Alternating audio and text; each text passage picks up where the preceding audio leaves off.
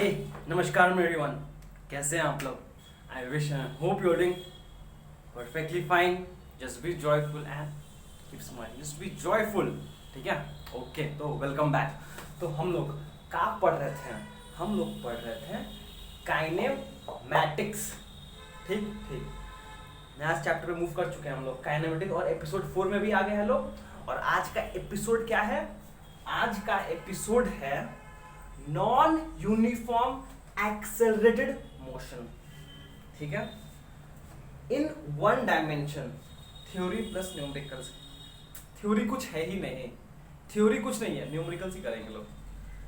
समझ लो पहले, non uniform accelerated motion. ठीक है, ओके. अब देखिए, हम लोग एपिसोड 4 में हैं, मतलब 3 एपिसोड पढ़ चुके हैं. ठीक है, इसमें से जो पहला 2 एपिसोड था, जो फर्स्ट, उसमें क्या किया हम लोग? इंट्रोडक्शन टू मोशन, थ्योरी और न्यूमेरिकल्स किए हैं. ठीक है, ये जो थ्योरी हम लोग पढ़े थे इंट्रोडक्शन टू मोशन का फर्स्ट एपिसोड में, वहां जो हम लोग सीखे वो सेम चीज आज यूज करेंगे. नया कुछ नहीं पढ़ाएंगे, नया कुछ नहीं पढ़ना है. अगर आपने फर्स्ट एपिसोड देखा है, समझा है, तो आज कुछ नया नहीं पढ़ोगे आप. हम लोग उसी को यूज करके कुछ नया निकालेंगे. वैसे कुछ नया नहीं आएगा, कुछ नया नहीं आएगा. ठीक है, तो क्लियर है? फर्स्ट एपिसोड और सेकंड एपिसोड हम लोग पढ़े introduction to motion, theory plus numericals कर लिए लोग. और जब थ्योरी पढ़े थे तो हम लोग क्या पढ़े थे? मेनली हम लोगों ने फोकस किया था पैरामीटर्स एसोसिएटेड विद मोशन. क्या था? Distance, displacement, speed, velocity, acceleration. जिसमें से स्पीड और डिस्टेंस स्केलर क्वांटिटी है, इसीलिए उस पर ज्यादा एम्फसाइज नहीं किया जाता है. इंपॉर्टेंट है, पर ज्यादा डील करते हैं हम लोग डिस्प्लेसमेंट, वेलोसिटी, एक्सेलरेशन. डिस्प्लेसमेंट क्या है? डिस्प्लेसमेंट क्या है? Change of position vector. Velocity क्या है? Change of displacement. एक्सेलरेशन क्या है? Rate of change of velocity. Clear है? क्लियर है, ठीक है. ये हम लोग एपिसोड 1 और 2 में पढ़े थे. एपिसोड 3 में क्या पढ़े हम लोग? मोशन के बारे में, डिफरेंट टाइप्स ऑफ मोशन. वहां पे हम आपको दिखाएं कि मोशन 2 तरीके का हो सकता है, एक यूनिफॉर्म, एक एक्सेलरेटेड. यूनिफॉर्म मतलब सेम स्पीड से मूव कर रहा है, मतलब वेलोसिटी कांस्टेंट है, मतलब एक्सेलरेशन 0 है. क्यों? क्योंकि एक्सेलरेशन होता है rate of change of velocity. पर अगर वेलोसिटी कांस्टेंट है तो चेंज होने का कोई बात नहीं है, इसलिए acceleration 0. Thumbs up, thumbs up, great. हम लोगों ने इसके बारे में पढ़ाई किया था. ठीक है, और ये वाला पार्ट बाकी रह गया था, जो है एक्सेलरेटेड मोशन, जहां पर एक्सेलरेशन का वैल्यू 0 नहीं होता है. 0 नहीं होता, क्या होता है? 2 पॉसिबिलिटी है. एक होता है a इक्वल्स टू कांस्टेंट, एक होता है a इक्वल्स टू वेरिएबल. ये जो a इक्वल्स टू वेरिएबल है, इसी को बोलते हैं हम लोग नॉन यूनिफॉर्म एक्सेलरेटेड मोशन, और इसको बोलते हैं uniform acceleration. Uniform acceleration, uniformly accelerated, accelerated. हम लोग क्या पढ़ने वाले हैं? हम लोग पढ़ने वाले हैं आज ये वाला पार्ट. और ये वाला देखोगे, ये सिंपली इसका स्पेशल केस है. ये पॉइंट इंपॉर्टेंट सुन लीजिए. हम लोग हमने आपको पहले भी बोला है कि हम लोग पढ़ना चाहते हैं यूनिफॉर्म एक्सेलरेशन का. ठीक है, हम लोग यूनिफॉर्म एक्सेलरेशन का पढ़ना चाहते हैं. पर ये जो यूनिफॉर्म एक्सेलरेशन है ना, एक स्पेशल केस है नॉन यूनिफॉर्म एक्सेलरेशन का. तो हम लोग इसके बारे में थोड़ा बहुत आज इंट्रोडक्शन ले लेंगे, फिर नेक्स्ट एपिसोड से हम लोग इस पर मूव कर जाएंगे. फिर से पॉइंट आउट कर दे रहे हैं, ये पढ़ रहे हैं हम लोग आज, टुडे. ठीक है, और ये पढ़ेंगे नेक्स्ट एपिसोड में. ये हो जाएगा नेक्स्ट एपिसोड में. ठीक ठीक. तो आज हम लोग पढ़ना चाहते हैं non uniform accelerated motion in 1 dimension. याद रखिएगा, 1 डायमेंशन में. ठीक, ग्रेट. ये था कहानी अब तक आपने देखा. और आज का पढ़ेंगे हम लोग, ये आज का हम लोग का है, हम लोग एक्सेलरेटेड मोशन पढ़ना चाहते हैं, जहां पर हम लोग इक्वेशंस ऑफ मोशन पढ़ना चाहते हैं. इक्वेशन ऑफ मोशन, जब एक बॉडी मूव कर रहा है तो उसका कुछ वेलोसिटी होगा. सुनो सुनो सुनो सुनो. जब एक बॉडी मूव कर रहा है उसका कुछ इनिशियल वेलोसिटी होगा, उसका वेलोसिटी, डिस्प्लेसमेंट, एक्सेलरेशन, टाइम, ये सब पैरामीटर्स है ना, ये सब पैरामीटर्स को एक इक्वेशन जोड़ता है। वो इक्वेशन सॉरी सुनो, ऐसा इक्वेशन जो different parameters associated with motion को जोड़ता है, ऐसा इक्वेशन जो different parameters associated with motion को जोड़ता है साथ में, उसको बोलते हैं इक्वेशंस ऑफ मोशन। ठीक है, और हम लोग आज पढ़ेंगे equations of motion in differentiation and integral form. Differentiation and integral form, इसीलिए आपको हमने पहले ही डिफरेंशिएशन और इंटीग्रेशन का बेसिक पढ़ाया नहीं है, एटलीस्ट बेसिक इंट्रोडक्शन दिया है आपको, ताकि आज आपको मेरे से कोई आपत्ति ना हो। आज जब हम आपको पढ़ाएं आपको मेरे पे कोई गुस्सा ना आए कि क्या पढ़ा रहे हैं, कुछ समझ में नहीं आ रहा है। ठीक है, एंड फाइनली हम लोग इसके ऊपर न्यूमेरिकल्स करेंगे। उससे पहले हम आपको थोड़ा बहुत डिफरेंशिएशन और इंटीग्रेशन के बारे में हल्का सा एक रिकैपिचुलेट करा देंगे। ठीक है, तो ये हो गया आज का एपिसोड के बारे में। अब चलिए हम लोग आज का पढ़ाई शुरू करते हैं। तो चलिए ये आज का हम लोग एपिसोड शुरू करते हैं। क्या शुरू करेंगे लोग? Equation of motion for non uniform acceleration, जो हम लोग आज का टॉपिक है। एंड कोई बुक में इसको कभी कभी ये भी बोलते हैं equations of motion in integral and differential form. आपका मर्जी, कुछ भी बोलो। इक्वेशन ऑफ मोशंस, ये इक्वेशंस ऑफ मोशन ही है for non uniform acceleration. Equations of motion for non uniform acceleration बोलिए, या फिर इन इंटीग्रल एंड डिफरेंशियल फॉर्म, आपका मर्जी है। ठीक है, और हम फिर से आपको बोल दे रहे हैं कि अगर आपने एपिसोड 1 नहीं देखा है तो प्लीज आप एपिसोड 1 देख के आओ पहले। ठीक है, फिर फायदा नहीं है, क्योंकि आज हम लोग जो पढ़ेंगे सिंपली एपिसोड 1 और 2 का पार्ट ही पढ़ेंगे और कुछ नहीं है। चलिए आइए शुरू करते हैं। चलिए कहाँ शुरू किया जाए? एक स्टार्टिंग पॉइंट ढूंढना पड़ेगा ना मेरे को, कहाँ शुरू करें हम लोग। चलिए शुरू करते हैं यहाँ से। Let the position vector of the particle in motion at any instant of time be s of t। ठीक है, यह है पोजीशन वेक्टर। ये क्या है? Position vector. हम लोग नॉर्मली आर लेके करते हैं ना, आर लेके करते हैं हम लोग, आर लेके करते हैं ना, हम लोग आर ही लेके करते हैं। ठीक रहेगा हम लोग नॉर्मली आर लेके, हाँ आर लेके करते हैं हम लोग, आर लेके करते हैं, आर लेके करेंगे। ठीक रहेगा, गलती नहीं होगा कुछ।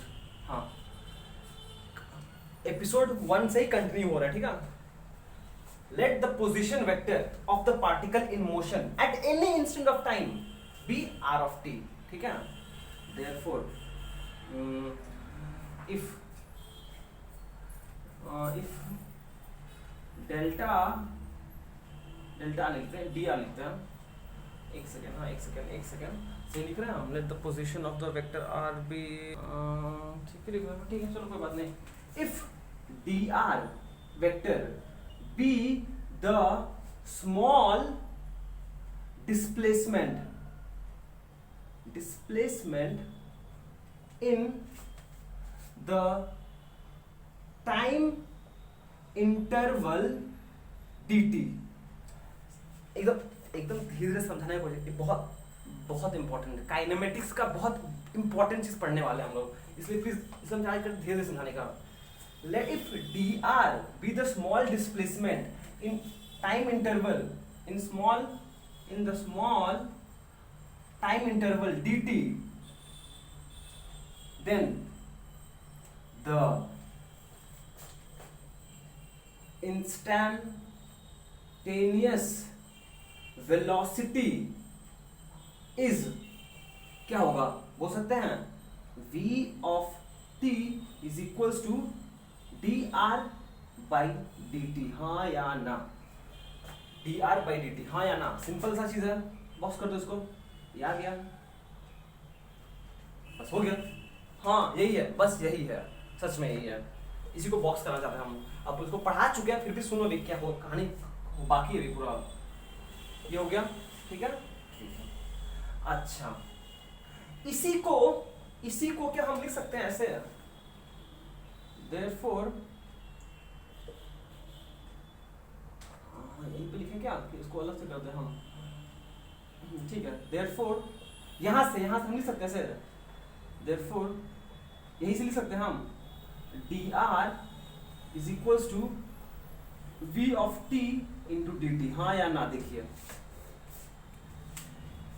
ये इक्वेशन से हम ये लिख सकते हैं कि नहीं लिख सकते हैं, बस लॉजिकल बात है। v of t is equals to d r by d t, तो dr को हम लिख सकते हैं v of t into d t, हाँ या ना, v of t into d t equals to d r, v of t into d t equals to d r, लिख सकते हैं ना, लिख सकते हैं। ये स्मॉल चेंज है, बोथ साइड इंटीग्रेट करते हैं हम, integrating both side, integrating both side क्या हम लिख सकते हैं, integration of d r is equals to v of integration over v of t d t, हाँ या ना, इसको बॉक्स कर दीजिए, हाँ या ना। बस इंटीग्रेशन का नोटेशन तो यही है ना, इंटीग्रेशन का नोटेशन, अरे भैया यही तो है इंटीग्रेशन का नोटेशन। हमने ये इक्वेशन लिखा, फिर इसको बस यहाँ चेंज कर दिया, फिर उसको बोथ साइड इंटीग्रेट कर दिया, हाँ या ना, ठीक है। तो ये है मेरा, अभी हुआ नहीं, अभी कॉम्पैक्ट फॉर्म में लिखते हैं बाद में, ठीक है, ठीक है, ओके। ये सेम चीज है in general, therefore in case of motion in one dimension हम बोल सकते हैं मोशन इन वन डायमेंशन, हम r ऑफ t को रिप्लेस कर सकते हैं, r of t is replaced by simply x of t, ठीक है, सिंपली x ऑफ t, और हम वेक्टर साइन भी यूज नहीं करेंगे। यही तो मजेदार चीज है, क्योंकि जब हम वन डायमेंशन में हैं तो वेक्टर साइन यूज करने का फायदा भी क्या है, मुझे तो पता ही है कि अगर हम x एक्सिस के पॉजिटिव साइड मूव करेंगे तो ये पॉजिटिव वैल्यू है, अगर नेगेटिव है तो हम नेगेटिव साइड में मूव कर रहे हैं, बस हमको वेक्टर साइन भी यूज करने का जरूरत नहीं है, ठीक है, ठीक है। v ऑफ t को इज रिप्लेस्ड बाय सिंपली, आप चाहो तो यहाँ पे vx लिख सकते हो या फिर सिंपली v ऑफ t लिख दो, कोई, अगर आप चाहो तो vx भी लिख सकते हो सिंपली, पर हम लोग ये वाला फॉलो करेंगे, सिंपली v लिखेंगे, ठीक है, ठीक है। एंड पता है हम कुछ गलती करा दी, आपको ऐसे नहीं पढ़ना चाहिए हम लोग, रुक जाओ, सॉरी, हाँ सॉरी, इसको मत लिखो, sorry, I am so sorry, इसको पढ़ाना है मुझे पर अभी नहीं पढ़ाना चाहिए था, ठीक है, सॉरी, सॉरी, ये हो गया इतना, ठीक है, ठीक है, ओके। अब यहीं पे हम कंटिन्यू कर देते हैं, फिर से कंटिन्यू कर देते हैं, जगह है मेरे पास कितना, अरे जगह बहुत है, ठीक है, हो जाएगा। सुनो, फिर से सुन लो, बात सुन लो भाई, अगर ये r t था position vector at any instant of time t, और dr है small change in position vector, small change in position vector क्या होता है, डिस्प्लेसमेंट, तो dr हो गया displacement in time interval dt, तो इंस्टेंटेनियस वेलोसिटी होगा v of t is equal to dr by dt, perfect. और अगर हम यहाँ से dr को क्या लिख सकते हैं, dr लिख सकते हैं v of t into dt, v of t into dt, integrating both side, dr बु, ठीक है, ठीक है, ओके। ज्यादा ले लिया मेरा साथ, ठीक है, कोई नहीं। देखिए अब देखिए, ये भी लिख दे रहे हैं आप ऑब्वियसली नीचे लिखिएगा, अपने पेज में लिखिएगा, यहाँ मत लिखिएगा, आप एक एक करके पेज में कंजूसी मत कीजिएगा, आप प्लीज कंजूसी मत कीजिएगा, आप नीचे लिखिएगा अपना पेज में, कैरी फॉरवर्ड कीजिएगा, ठीक है ठीक है। अब हम लिख रहे हैं यहाँ पर कि now again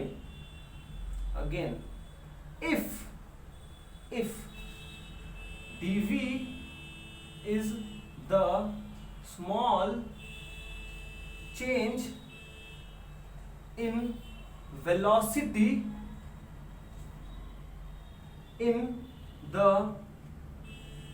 small time interval dt, therefore then the instantaneous acceleration क्या होगा? बोलो बोलो, अरे क्या होगा? a of t होगा, और कितना होगा? dv by dt, हाँ या ना, हाँ या ना? इसको फिर से बॉक्स कर दीजिए, ठीक है। अरे सिंपल सा बात है, एक्सेलरेशन क्या होता है? Rate of change of velocity dv by dt। और क्या पढ़ा चुके हैं सब चीज़ें आपको, हम बस लिखवा रहे एक स्टैंडर्ड फॉर्म में। तो यहाँ से हम इसको लिख सकते हैं, यहाँ से हम लिख सकते हैं चाहे तो dv is equals to a of t into dt, ठीक है। Integrating both side, integrating both side, integration over dv is equals to integration over a of t dt। इसको भी बॉक्स कर दीजिए, ठीक हो गया,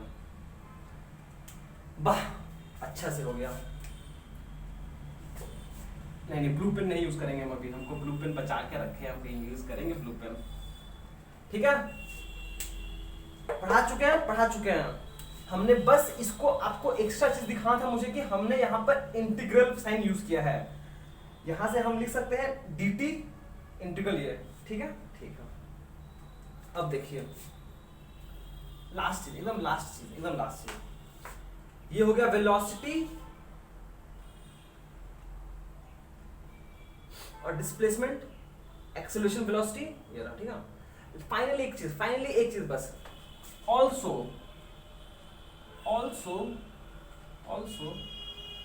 acceleration can be written as WRITTEN, written as, ध्यान से देखिएगा, आपको पता है डिफरेंशिएशन में पढ़ाए थे, पर सुन लीजिए बात, क्या बोल रहा है? a is equals to dv by dt, great, बहुत ही ग्रेट। इसको क्या हम लिख सकते हैं? dx by dt, O x क्यों लिख रहे हैं भैया, सॉरी x का ही लिख रहे हैं हम, पगला गए हैं, नहीं पगलाए नहीं है। dr by dt into dv by dr, देखिए हाँ या ना? सिंपली ये dr और ये dr कैंसिल हो जाएगा, तो फिर से आपको dv by dt आ जाएगा। हमने यहाँ पर एक dr ऊपर नीचे ऐड किया है, जो देखा जाए तो रियलिटी में कैंसिल हो जाएगा, ठीक है ठीक है। पर ये dr by dt क्या होता है? ये dr by dt क्या होगा? ये होगा, कुछ मिस्टेक कर रहे हैं का?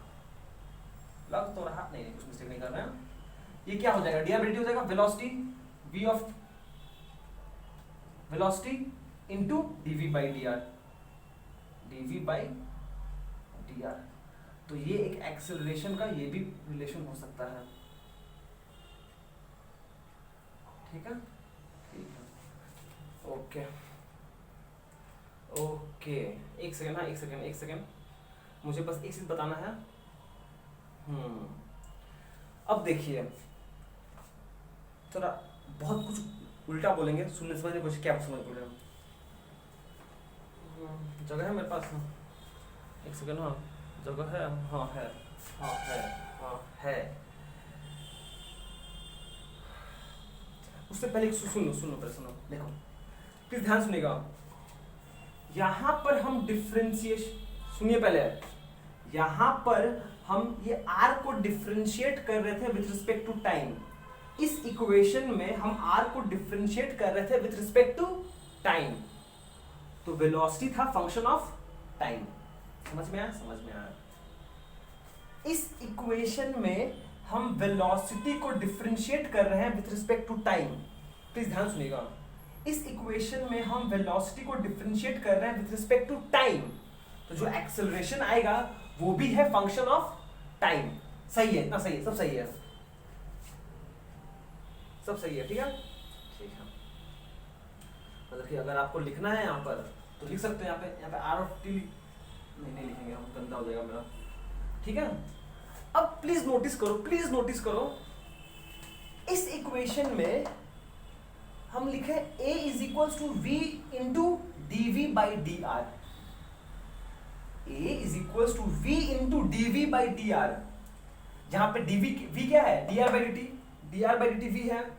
ठीक है, पर इस इक्वेशन में हम v को डिफरेंशिएट कर रहे हैं विथ रिस्पेक्ट टू r। सुनिए पहले, समझ आया कि यहाँ इस इक्वेशन में हम v को डिफरेंशिएट कर रहे हैं विथ रिस्पेक्ट टू r। इसका मतलब क्या होगा? ये जो आर्ग्यूमेंट आपको समझना पड़ेगा, ये जो एक्सेलरेशन होगा वो होगा फंक्शन ऑफ r। हाँ, ये चीज समझ में आया कि नहीं आया? यहां पे हमने नहीं लिखा था क्योंकि मुझे बताना था आपको, जब आप t से डिफरेंशिएट कर रहे हो तो obviously v must be a function of time. जब आप v को t से डिफरेंशिएट कर रहे हो तो obviously a must be a function of time. पर इस इक्वेशन में आप v को r से डिफरेंशिएट कर रहे हो, मतलब a must be function of r। समझ में आया? ग्रेट। इस इक्वेशन से हम शुरू कर रहे हैं। आप देखिए, इस इक्वेशन से शुरू कर रहे हैं हम। क्या यहां से हम लिख सकते हैं ये dr को हम यहां भेज दे रहे हैं, therefore a of r dr is equals to v dv। देखिए समझ में आया कि नहीं आया? हमने सिर्फ इस इक्वेशन में ये dr को इस तरफ भेज दिया है, यहाँ पे डिवाइड हो रहा है, इधर आके मल्टीप्लाई हो गया है। ठीक है, अब इसको भी इंटीग्रेट कर दे रहे हैं, इंटीग्रेटिंग बोथ साइड। इस इक्वेशन को भी इंटीग्रेट कर देते हैं, इंटीग्रेटिंग बोथ साइड क्या हो जाएगा? Integration of a of r dr is equals to v dv। देखिए समझ में आया कि नहीं आया? दिखाई दे रहा है? चलो दिखाई दे रहा है। हम फिर से बता दे रहे हैं आपको, पहले ये पार्ट था, फिर ये पार्ट पढ़े हम लोग, फिर ये पार्ट, फिर ये पार्ट। मेरे पास बोर्ड नहीं है बड़ा सा, आपको हम और अच्छे से समझा देते हैं।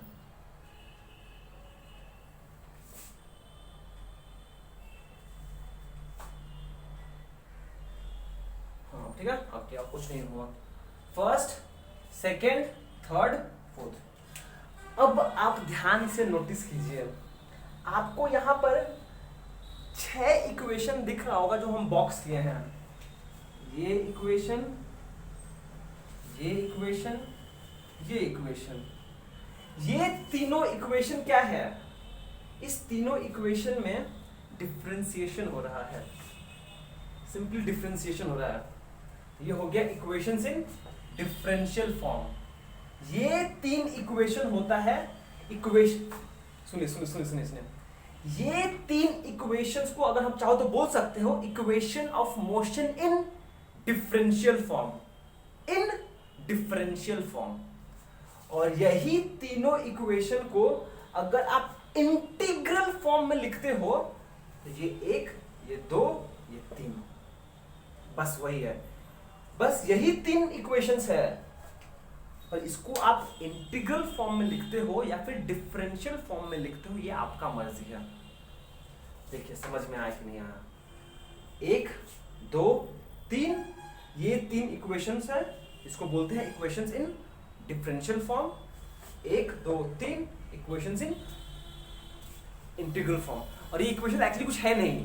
पहला है डेफिनेशन ऑफ, सुन लीजिए, पहला है डेफिनेशन ऑफ वेलोसिटी, दूसरा है डेफिनेशन ऑफ एक्सेलरेशन, ठीक है, और तीसरा बस इसको लेके थोड़ा सा मैनिपुलेट किया गया है, कुछ नया नहीं है। Definition of velocity, definition of acceleration. और ये क्या है, ये सिंपली आपको यहां पर इसको लेके हल्का सा मैनिपुलेट करके ये एक्सप्रेशन लाया गया है। और ये तीनों इक्वेशंस क्या है, इसी का इंटीग्रल फॉर्म है। इसी तीनों इक्वेशंस का ये वाला इसका इंटीग्रल फॉर्म है, ये वाला इसका इंटीग्रल फॉर्म है, एंड ये वाला इसका इंटीग्रल फॉर्म है। बस और कुछ नहीं, ठीक है, बस इतना ही था और कुछ नहीं है, बस सच में इतना ही है, ठीक है। चलिए नेक्स्ट साइड मूव करते हैं हम लोग। आप अच्छे से कॉपी करो उसको। तो चलिए यही देखिए, हमने बस यहां पर फिर से वो 6 इक्वेशंस यहां पे लिख दिए हैं, ठीक है, और कुछ नहीं किया हमने, जो पढ़ाया वही किया। देखो अब मेरा बात सुनिए, हमने आपको इक्वेशंस ऑफ मोशन तो बता दिया, अब इसको यूज करने भी तो आना चाहिए ना, कि कब यूज करेंगे और कैसे यूज करेंगे, हाँ या ना। ठीक है, ठीक है। अब देखिए मेरा बात सुनिए, पहले बात सुनिए। हम लोगों ने जब प्रॉब्लम शुरू किया था, अपना प्रीवियस प्रॉब्लम कहां पे शुरू किया था, हमने शुरू किया था यहां से, टू बिगिन विथ, ये हमको पता था, ये हम लोग को पता है, मतलब कि यहां लिखेंगे, हम यहां लिखेंगे, ठीक है, सुनिएगा ध्यान से, कहां यहां लिखेगा। इफ पोजीशन वेक्टर पता है तो हम इजीली पोजीशन वेक्टर से वेलोसिटी वेक्टर निकाल सकते हैं, इसको डिफरेंशिएट करके। अगर वेलोसिटी वेक्टर पता है तो हम उसको डिफरेंशिएट करके एक्सेलरेशन निकाल सकते हैं, हाँ या ना। अगर आपको पोजीशन वेक्टर दिया गया है, उस पोजीशन वेक्टर को डिफरेंशिएट करके आप वेलोसिटी निकाल सकते हो, फिर से उस वेलोसिटी को डिफरेंशिएट करके विद रिस्पेक्ट टू टाइम आप एक्सेलरेशन निकाल सकते हो, हाँ या ना। ठीक है, हम ठीक है, ठीक है। तो ये जो इक्वेशन दिया था ना, इसको बोलते हैं पोजीशन टाइम इक्वेशन। क्यों? क्योंकि जो पोजीशन दिया हुआ है is a function of time, जो पोजीशन दिया हुआ है is a function of time, हम लोग बोलते हैं पोजीशन टाइम इक्वेशन। यहाँ पे जो वेलोसिटी आप निकाल रहे हो is also a function of time, इसलिए इस इक्वेशन को नाम बोलते हैं velocity time equation. And similarly ये जो एक्सेलरेशन है a ऑफ t, एक्सेलरेशन है फंक्शन ऑफ टाइम, इसे बोलते हैं एक्सेलरेशन टाइम इक्वेशन, ठीक है। तो यहां से बोलने का मतलब क्या था, बोलने का मतलब ये था कि अगर आपको पोजीशन वेक्टर पता है तो आप यहां से वेलोसिटी वेक्टर निकाल सकते हो, वेलोसिटी वेक्टर से आप एक्सेलरेशन वेक्टर निकाल सकते हो। कैसे? By differentiation, with respect to time, ठीक। सुनो बात सुनो, मेरा ये बहुत इंपॉर्टेंट चीज बोल रहा हूं। पोजीशन वेक्टर से वेलोसिटी वेक्टर से एक्सेलरेशन वेक्टर अगर आना है, अगर आपको पोजीशन टाइम इक्वेशन से वेलोसिटी टाइम इक्वेशन पे आना है, वेलोसिटी टाइम इक्वेशन से इस पर आना है एक्सेलरेशन टाइम इक्वेशन पे, आपको क्या करना पड़ेगा, बस इसको डिफरेंशिएट करो वेलोसिटी से, वेलोसिटी को डिफरेंशिएट करो टाइम से, एक्सेलरेशन आ जाएगा, ठीक ठीक। बट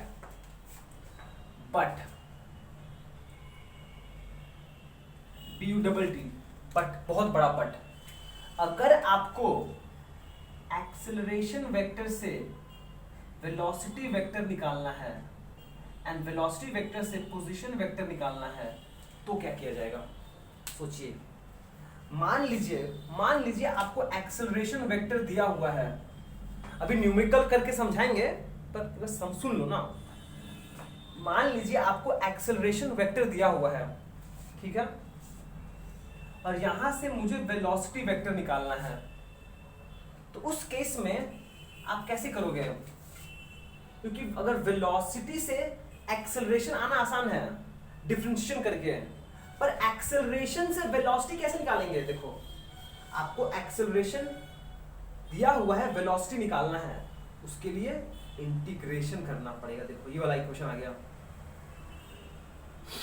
आपको एक्सेलरेशन पता है, वेलोसिटी निकालना है, तो निकाल सकते हैं हम कैसे, integrating both side with respect to time. ठीक है। एंड सिमिलरली अगर वेलोसिटी से पोजीशन निकालना है, आपको वेलोसिटी पता है और पोजीशन निकालना है, तो वो भी निकाल सकते हैं by the process of integration. Integral form use कर अच्छे से लिखते हैं, इंटीग्रल फॉर्म यूज करेंगे, integral form of equation use करेंगे, और यहां पर differential form of equation use करेंगे, differential form of equation use करेंगे। देखिए ये चीज आपको समझ में आया कि नहीं आया, क्योंकि अब हम लोग अब कुछ नहीं करना है, थ्योरी है ही नहीं, आज कर लिया एटलीस्ट, अब हम लोग को न्यूमेरिकल सॉल्व करना है बस, ठीक है। ठीक है, फिर से सुन लीजिए, ये एक स्पेशल है, ये बहुत स्पेशल है, ये बहुत स्पेशल है, हर बार जरूरत नहीं पड़ेगा, तभी जरूरत पड़ेगा जब आपको एक्सेलरेशन इन टर्म्स ऑफ, जब आपको पोजीशन वेक्टर दिया हुआ है और एक्सेलरेशन गलती क्या हमने गलती नहीं, ठीक है ठीक है ठीक है हाँ ठीक है, ये एक स्पेशल केस हम बता देंगे कब डील करेंगे हम लोग, पर इन जनरल मैक्सिमम प्रॉब्लम ऐसे सॉल्व होगा, ठीक है ठीक है। एंड एक और बात, हाँ नेक्स्ट इंपॉर्टेंट बात याद रखने के लिए, आप याद बस यही दो इक्वेशन रखो, बात सुनिए क्या बोल रहे हैं, आपको कुछ याद रखने की जरूरत नहीं है, आप बस ये याद रखिए, definition of velocity displacement by time, definition of acceleration change in velocity by time, बस ये दो रिलेशन आपको याद होना चाहिए, जो कुछ नया चीज नहीं है। आप हम आपको कुछ याद रखने को नहीं बोल रहे हैं, बस आपको ये दो डेफिनेशन तो पता है ना, ये दो डेफिनेशन तो पता है ना, हम लोग इसी डेफिनेशन को बार बार यूज करेंगे, और फिर हम लोग अगर इंटीग्रल फॉर्म यूज करना होगा तो हम यहां से आ जाएंगे, यहाँ पर अगर मुझे integral form of equation use करना पड़े तो हम इस इक्वेशन से इस इक्वेशन में आ जाएंगे। मुद्दा का बात यह है कि आप प्लीज बस ये दो इक्वेशंस याद रखिएगा, ठीक है ठीक है, इतना हो गया हम लोग का बात। पर आपको याद है हम क्या बोले थे, आज का मेन टॉपिक क्या था, हम लोग को पढ़ना था इक्वेशंस ऑफ मोशन, ध्यान सुनिएगा, for non uniform accelerated motion in one dimension, one dimension. पर हम लोगों ने क्या पढ़ा है, इन जनरल इन स्पेस पढ़ा है, इन 3 डायमेंशन पढ़ा है। पर अगर आपको वन डायमेंशन में, सुनिएगा ध्यान से, अगर आपको वन डायमेंशन में पढ़ना ही है, सिंपली क्या करोगे,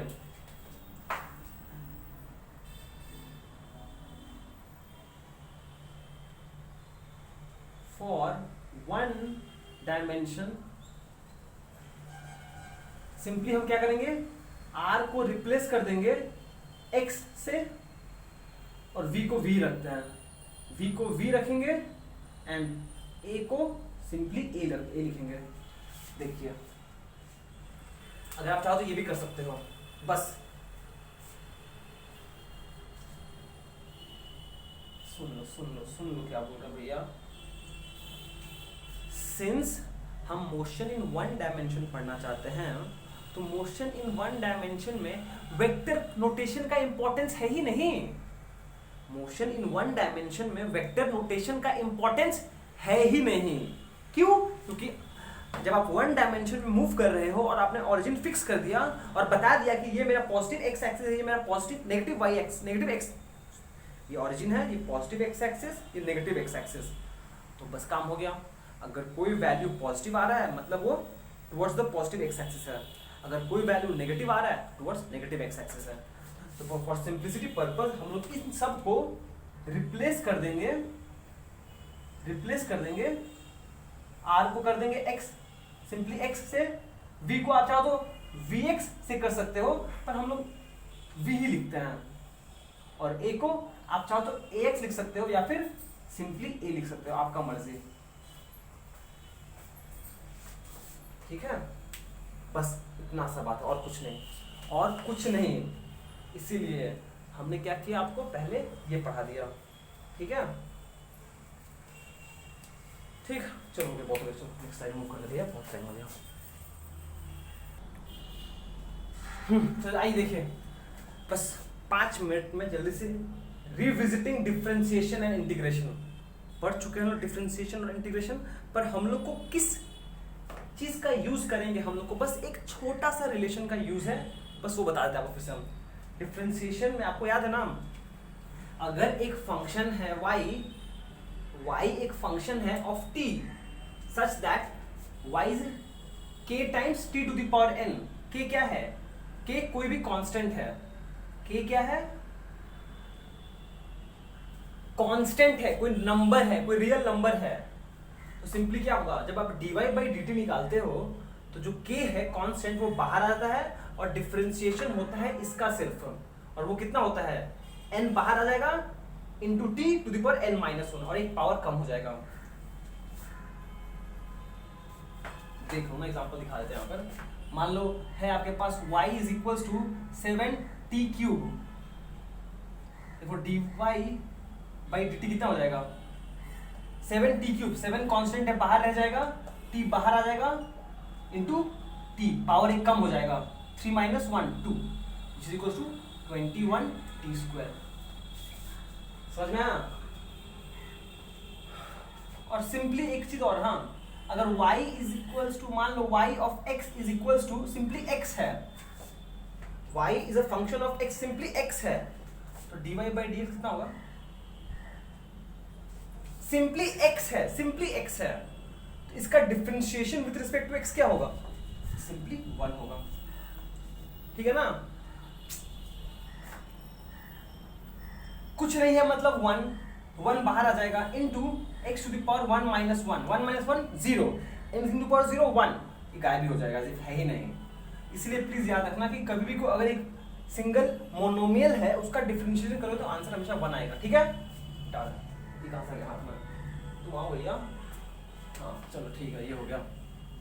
एंड सिमिलरली इंटीग्रेशन का क्या नियम है, पहला कि अगर आपके पास, सबसे पहला बात, अगर इंटीग्रेशन साइन के अंदर, इंटीग्रेशन के अंदर साइन के अंदर अगर कोई कांस्टेंट है, ध्यान सुनना, अगर इंटीग्रेशन साइन के अंदर कोई कांस्टेंट है तो उसको बाहर ले लेंगे हम लोग।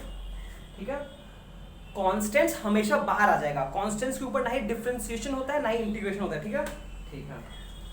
अब बचा x to the power n dx का integration, x to the power n dx का इंटीग्रेशन क्या होता है, x to the power n plus 1 by n plus 1। ठीक है? एंड प्लीज जब भी हम लोग इंटीग्रेशन करते हैं, जब भी अगर एक जनरल इंटीग्रेशन किया जाए तो हमेशा एक कांस्टेंट आएगा c को बोलते हैं इंटीग्रेशन कांस्टेंट, c को बोलते हैं इंटीग्रेशन कांस्टेंट। ठीक है? ठीक है।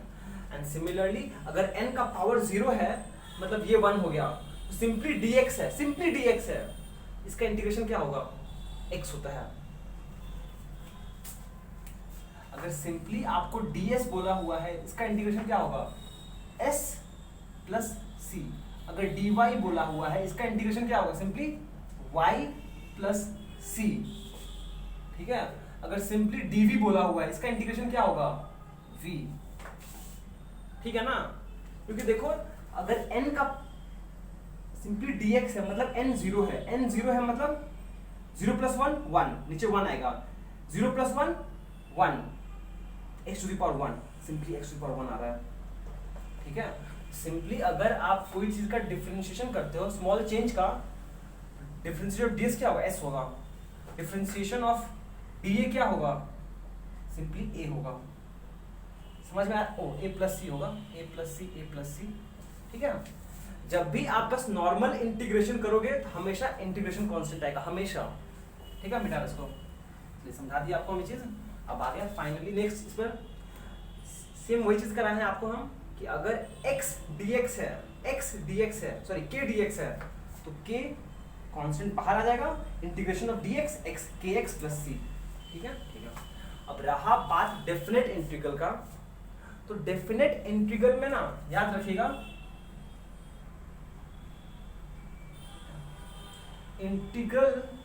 इंटीग्रल कांस्टेंट 0 होता है, इसमें कोई c नहीं आएगा, प्लस c कुछ नहीं आता है। डेफिनेट इंटीग्रल में मतलब जब आपके पास lower limit upper limit, lower limit upper limit, lower limit upper limit है, उस केस में, ठीक है, इंटीग्रल कांस्टेंट हमेशा 0 होता है। ठीक है, ठीक है। चलिए इसको, ये 3 क्वेश्चन सॉल्व करके दिखा दे रहा, आपको आइडिया हो जाएगा। देखिए 5 कांस्टेंट है, तो कांस्टेंट इंटीग्रेशन में बाहर जाएगा, क्या हो जाएगा, x dx का integration in the limit 3 to 4, ये कितना हो जाएगा, 5 तो कांस्टेंट है, बाहर ही रखेंगे, किसको इंटीग्रेट करना है, x dx को, मतलब पावर 1 है, x मतलब नॉर्मल पावर 1 है, x to the power n क्या होता है, n plus 1 by n plus 1, यहाँ पर 1 है, ये हो जाएगा x 1 plus 1 मतलब 2, 2 by 2 in the limit 3 to 4, बस हो गया। नॉर्मल इंटीग्रेशन करके बॉक्स करके वैल्यूज पुट करना पड़ेगा। इसका मतलब क्या होता है, इसका मतलब होता है ये 2 बाहर आ जाएगा, तो हो जाएगा 5 by 2, सिंपली x स्क्वायर का 3 और 4। इसका मतलब आप एक बार x के जगह अपर लिमिट पुट करो पहले, 5 by 2 इंटू x की जगह एक बार 4 पुट करो, अपर लिमिट 4 का स्क्वायर माइनस x की जगह 3 पुट करो, 3 का स्क्वायर। अब सॉल्व करो, जो आएगा आंसर है, बस ये ध्यान आया। जो अपर लिमिट और लोअर लिमिट होता है वो सिंपली एक बार x के जगह पुट करके सॉल्व करना पड़ेगा, जो भी वेरिएबल है। ठीक है, हो गया ना। इसको नहीं सॉल्व करने वाले हम, मिटा रहे हैं, वो इसको कर देता है, इजी है। Integration of dv, integration of dv क्या होगा, सिंपली हो जाएगा v in the limit v1 to v2। यहाँ पे क्या हो जाएगा, सिंपली आपको एक बार v के जगह पहले अपर लिमिट पुट करो, v2 माइनस v जगह लोअर लिमिट v1, आंसर बस हो गया, कुछ नहीं, हो गया क्या। इंटीग्रेशन ऑफ dv आएगा v, पर मुझे ये डेफिनेट इंटीग्रल है, मतलब इसका lower limit upper limit put करना पड़ेगा, तो पहले upper limit minus lower limit, बस हो गया। इसको सॉल्व करते हैं। लोअर लिमिट u है, अपर लिमिट v है, इंटीग्रल है x dx के ऊपर। ठीक है, देखिए x dx का इंटीग्रेशन क्या होगा, x dx का इंटीग्रेशन क्या होगा, obviously x to the power 1, 1 plus 1 2, 2 by 2, ओ ये तो आएगा by 2 in the limit u to v, तो कितना हो जाएगा, 2 कांस्टेंट है, 2 बाहर आ जाएगा, तो क्या बचेगा, एक बार आप x की जगह v पुट करोगे, हो जाएगा v स्क्वायर माइनस x की जगह एक बार u पुट करो, एक बार वेरिएबल की जगह अपर लिमिट माइनस वेरिएबल की जगह लोअर लिमिट,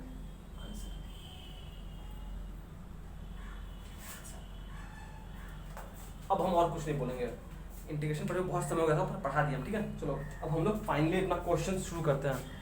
बाप रे बाप, क्या क्या पढ़ा।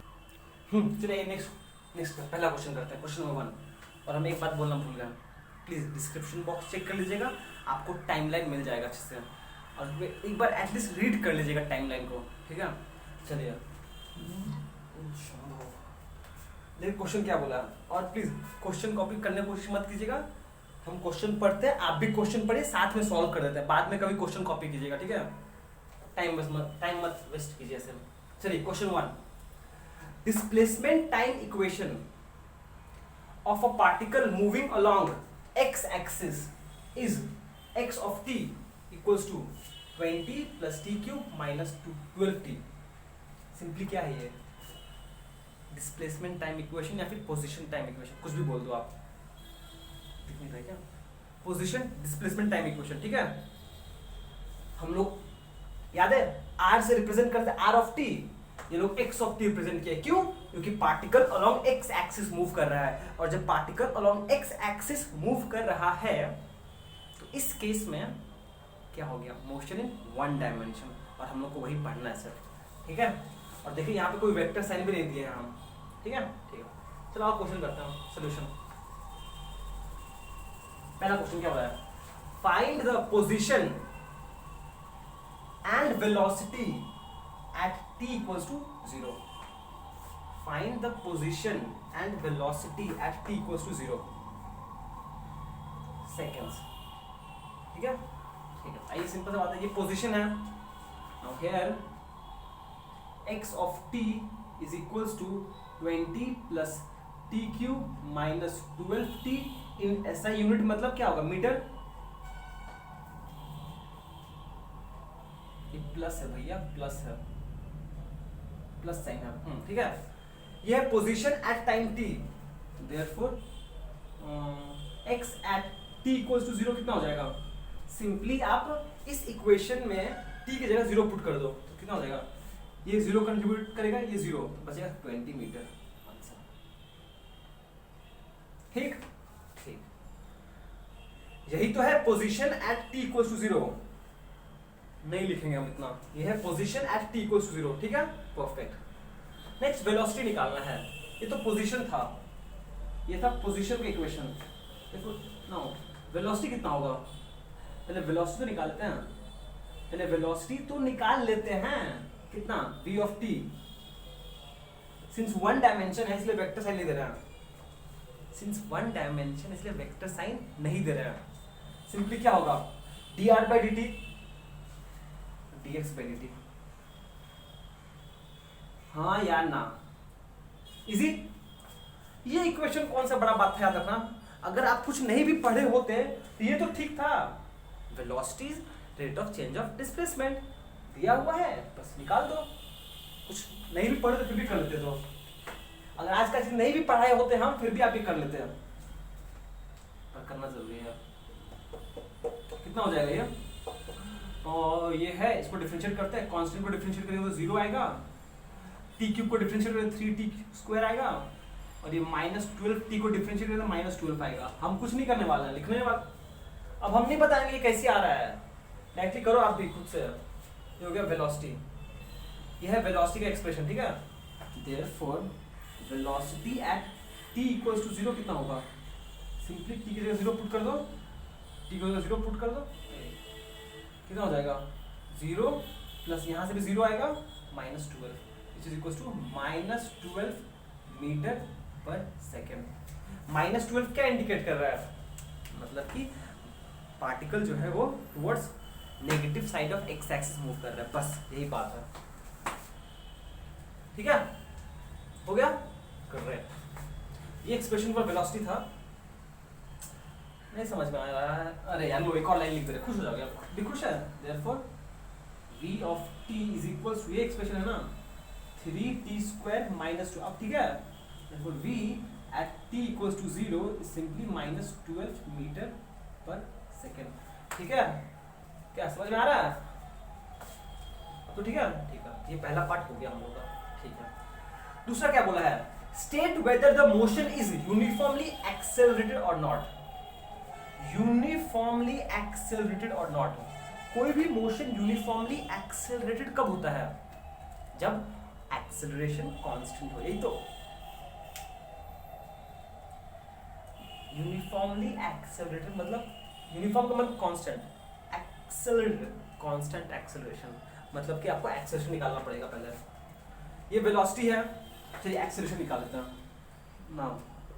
देयरफॉर एक्सेलरेशन, एक्सेलरेशन कितना आएगा, एक सेकेंड एक सेकेंड एक सेकेंड एक सेकेंड, तो एक्सेलरेशन कितना होगा, ये एक्सेलरेशन क्या होता है, rate of change of velocity. आपको कोई आपत्ति है अगर हम ये लिखते हैं a of t is equals to dv by dt, ठीक है, तो फिर ये कितना हो जाएगा, dv बाई dt कितना हो जाएगा, ये v है, ये वेलोसिटी का एक्सप्रेशन है, जैसे ये पोजीशन का एक्सप्रेशन था, ये वेलोसिटी का एक्सप्रेशन है, एक्सेलरेशन कितना होगा dv बाई dt, इसको डिफरेंशिएट करना पड़ेगा, तो 3t का स्क्वायर होगा, 3 कांस्टेंट है बाहर, t का स्क्वायर 2 60 और ये कांस्टेंट है तो 0। अच्छा तो आपको जगह है, हाँ जगह है, therefore acceleration of t is equals to 6t, और आपको दिख रहा है acceleration is a function of time, time पर डिपेंड कर रहा है, is a function of time, is a function of time, hence motion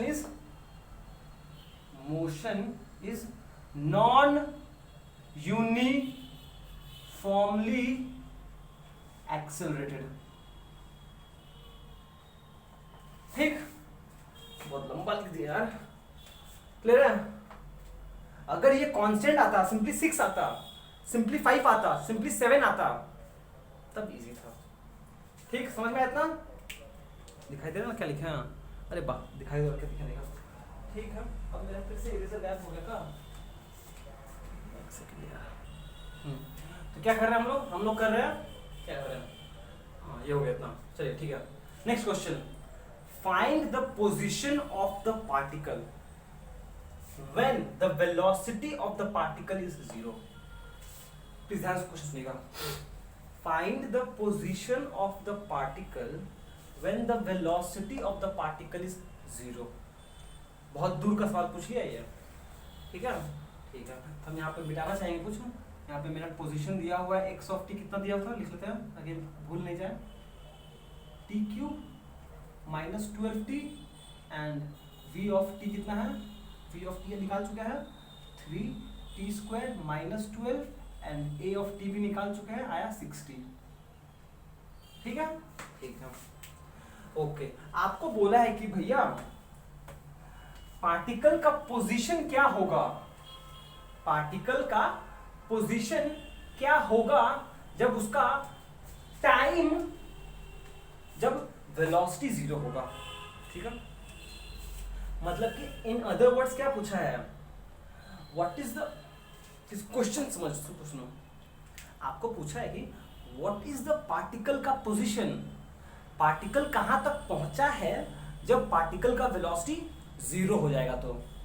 ठीक है, इन अदर वर्ड्स हम बोल सकते हैं, ये एक्चुअली मुझे पूछ क्या रहा है, मुझे एक्चुअली पूछ रहा है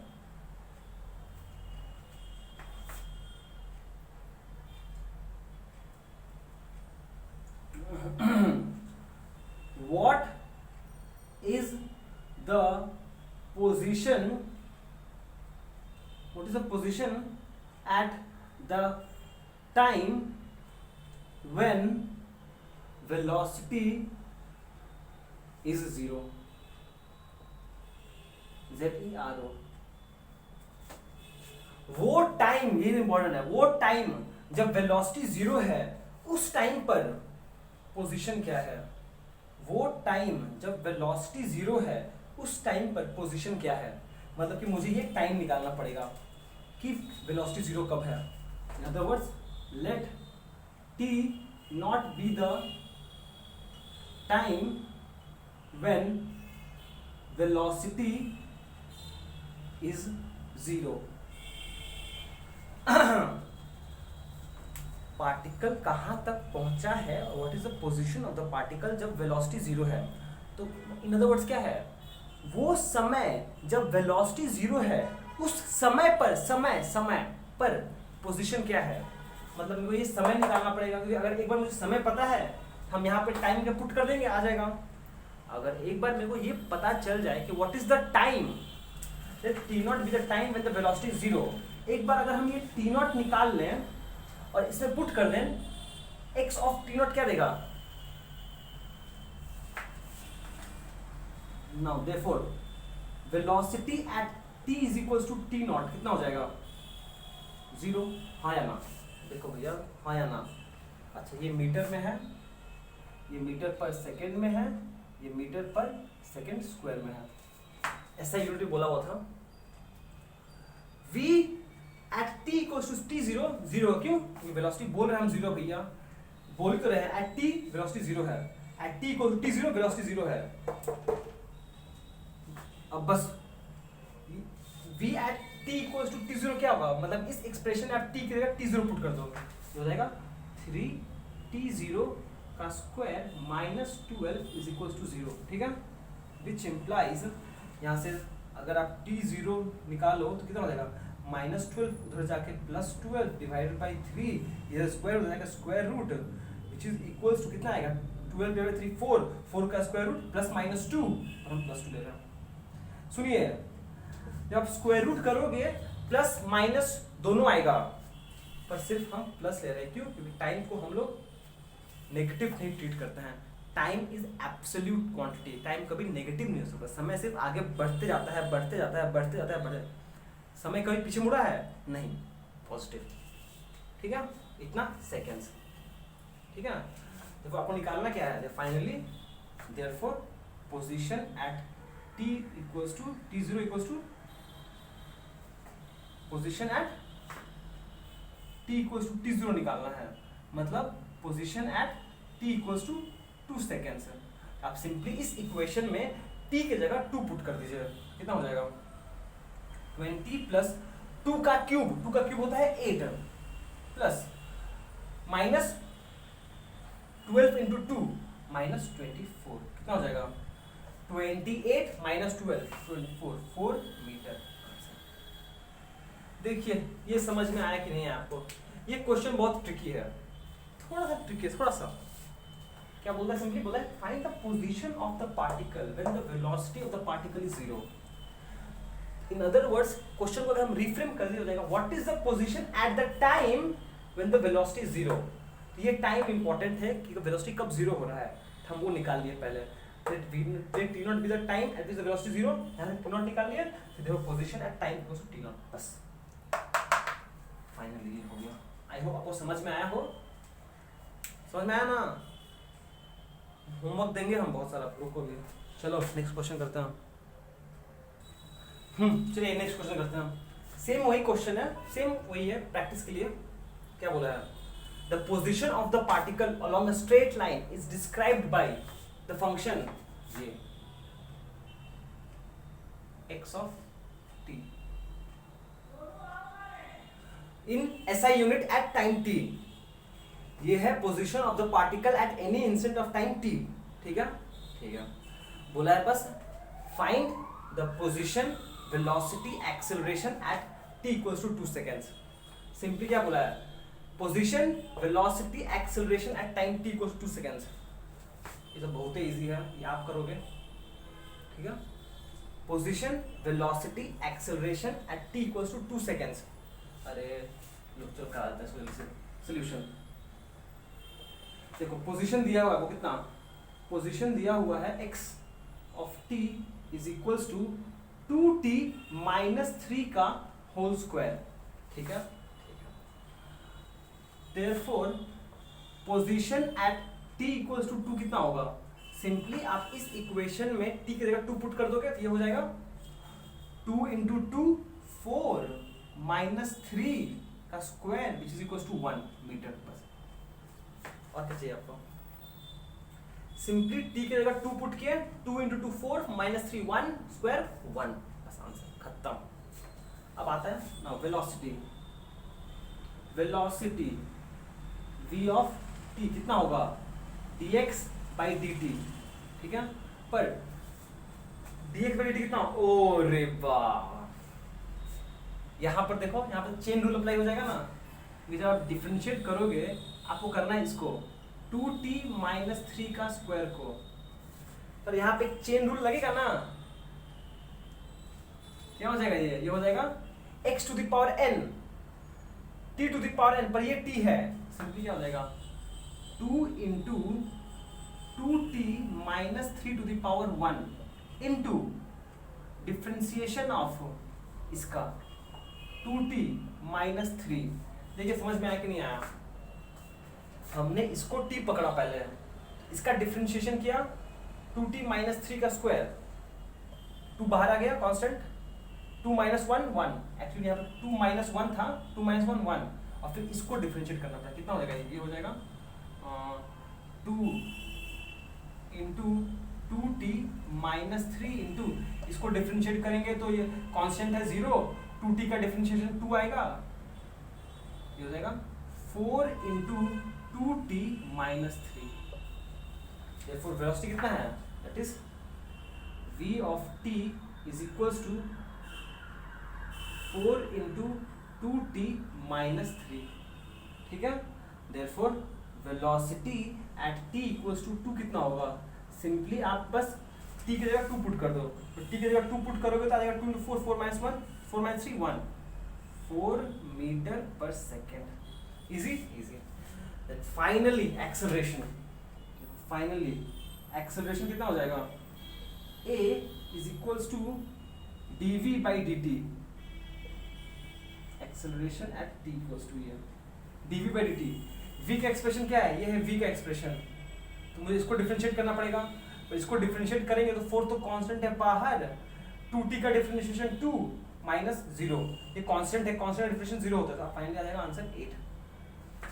तो यहाँ पर अगर पूछता, देखो a ऑफ t क्या है, सिंपली 8 है, क्या ये फंक्शन ऑफ टाइम है, नहीं है, मतलब ये जो केस है वो है यूनिफॉर्म मोशन का, सॉरी यूनिफॉर्म मोशन बोल रहा हूँ, यूनिफॉर्म एक्सेलरेटेड मोशन का केस है, पूछा नहीं यहाँ पर। सिंस ये फंक्शन ऑफ टाइम नहीं है, मतलब ये हुआ यूनिफॉर्म एक्सेलरेटेड मोशन। सिंस ये फंक्शन ऑफ टाइम है ही नहीं, therefore even at t equals to 0 2 seconds भी एक्सेलरेशन कितना होगा, 8 मीटर पर सेकेंड स्क्वायर ही रहेगा। क्यों? क्योंकि एक्सेलरेशन तो समय पे डिपेंड ही नहीं कर रहा है, तो चाहे आपको 2 सेकेंड लो या फिर कोई भी आर्बिट्री समय लो, हमेशा आंसर 8 मीटर पर सेकेंड स्क्वायर ही रहेगा। ठीक है, ये हो गया मेरा वेलोसिटी का एक्सप्रेशन, सॉरी पोजीशन का, वेलोसिटी का, और ये रहा एक्सेलरेशन का, तो कांस्टेंट ही है। ठीक है, हम इसको लिख देते हैं साइड में। ये हो गया पोजीशन था कितना, 2t माइनस 3 का स्क्वायर, वेलोसिटी आया 4 into 2t minus 3 and acceleration आया 8 इन SI यूनिट्स। ठीक है, अब ये हो गया हम लोग का पहला पार्ट, कर दिया हम। बस ये डिफरेंशिएशन करने में थोड़ा हल्का सा एक था, ये चेन रूल अप्लाई करना पड़ता, बस और कुछ डिफरेंस नहीं था आपका। जो पहला क्वेश्चन था वो भी ये भी वही क्वेश्चन है। ठीक है, मिटा रहे हैं हम, मिटा रहे हैं। देखिए नेक्स्ट पार्ट का क्वेश्चन क्या पूछा है, नेक्स्ट पूछा है the velocity of the particle eight origin. वाह, वही प्रॉब्लम है, बस पूरा क्वेश्चन ही बदल दिया। पहला क्वेश्चन क्या था, find the position when the velocity is 0। याद है, find the position when the velocity is 0। यहाँ पे उल्टा पूछा है, the velocity of the particle eight origin. In other words, इसको समझ लो, पूछा है what is the velocity at the time when the particle is at origin। origin का मतलब क्या होता है, सिंस एक पार्टिकल अलोंग x एक्सिस पे मूव कर रहा है, इसका origin यहां पर होगा, और origin का कोऑर्डिनेट कितना होता है, 0, that is at x of t equals to 0। ये बोला है बस, या इन अदर वर्ड्स क्या बोला है, वो समय पे जब पार्टिकल ओरिजिन पे है, हम क्या अज्यूम कर लेंगे, नहीं समझ, क्वेश्चन समझ नहीं आया, मुझे पता है समझ में नहीं आया।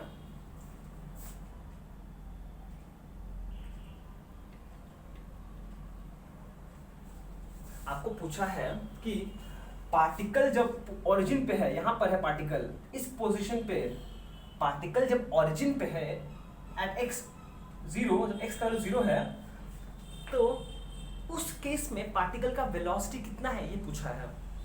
समझ में आया, मतलब कि मुझे एक्चुअली में वो टाइम निकालना है जब वेलोसिटी पोजीशन 0 है। मान लीजिए ये टाइम t0 है, और इस टाइम पे मुझे वेलोसिटी निकालना है। पहले हम टाइम निकाल लेंगे, वो टाइम जब पार्टिकल पोजीशन ओरिजिन पे है, पहले तो मुझे वो टाइम निकालना पड़ेगा ना कि पार्टिकल ओरिजिन पे है, और उसके बाद उस टाइम पे हम वेलोसिटी निकाल लेंगे। तो वही देखिए, let t0 be the time when the particle is at origin. समझ में आया, that is x at t equals to t0 is equals to 0। अब सिंपली आप x का जगह पुट कर दो, कितना हो जाएगा, 2t0 माइनस 3 का स्क्वायर इज इक्वल्स टू 0। अगर ऐसा सिनारियो है, यहाँ से स्क्वायर रूट लेंगे तो 2t0 minus 3 is equals to 0, which implies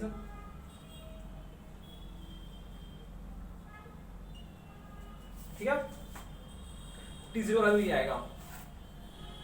therefore finally velocity at t equals to t0 निकालना है आपको, तो निकाल लेते हैं। Velocity at t equals to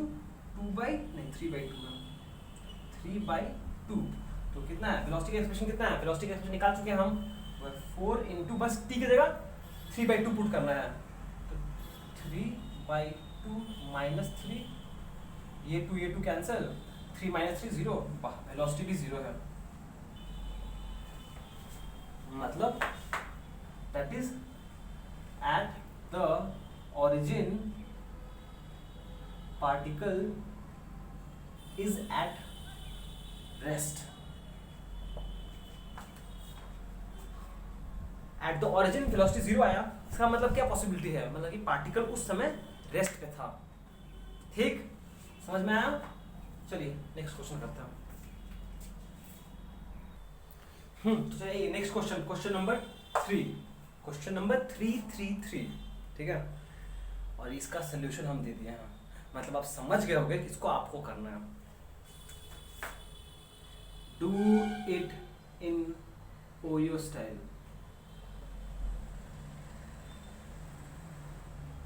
ठीक, ग्रेट, थम्स अप। क्वेश्चन पढ़ के हम समझा दे रहे बस एक बार। The x coordinate of the particle, ये दिया हुआ एक कि x coordinate of the particle कैसे चेंज हो रहा है विथ रिस्पेक्ट टू टाइम। पहला क्वेश्चन बोला है position of the particle from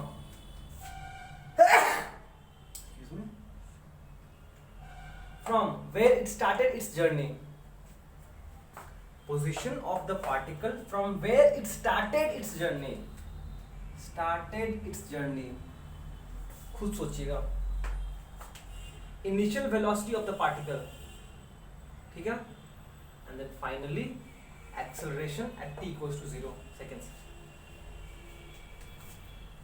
ठीक है ना? अरे भैया, स्टार्टेड इट्स जर्नी, जर्नी कब शुरू करेगा? जब वह जर्नी शुरू कर रहा होगा, मतलब position of the particle from where it started its journey, मतलब position of the particle at t equals to 0। Actually क्या निकालना है, ये निकालना है position of the particle at t equals to 0, क्योंकि जब अपना जर्नी शुरू करेगा, सोच के बोलिएगा, जब अपना वो जर्नी शुरू करेगा तभी तो उसका टाइम कितना होगा, 0 बस। And initial velocity of the particle, initial velocity मतलब velocity at t equals to 0, initial velocity वही ना, मतलब कि velocity at t equals to 0। Question समझना पड़ेगा आपको। And finally acceleration at t equals to 0, मतलब a at t equals to 2 seconds. बस अब वैल्यूज पुट करके, x दिया हुआ है तो आप v निकाल सकते हो, v दिया हुआ है तो एक्सेलरेशन निकाल सकते हो, बस वैल्यूज पुट करके निकाल लीजिएगा खुद से, ठीक है। और याद रखिएगा हम लोग मोशन इन 1 डायमेंशन पढ़ रहे हैं, ठीक है, इसीलिए हम लोग कोई वेक्टर्स नोटेशन नहीं दे रहे हैं यहाँ पर, ठीक है।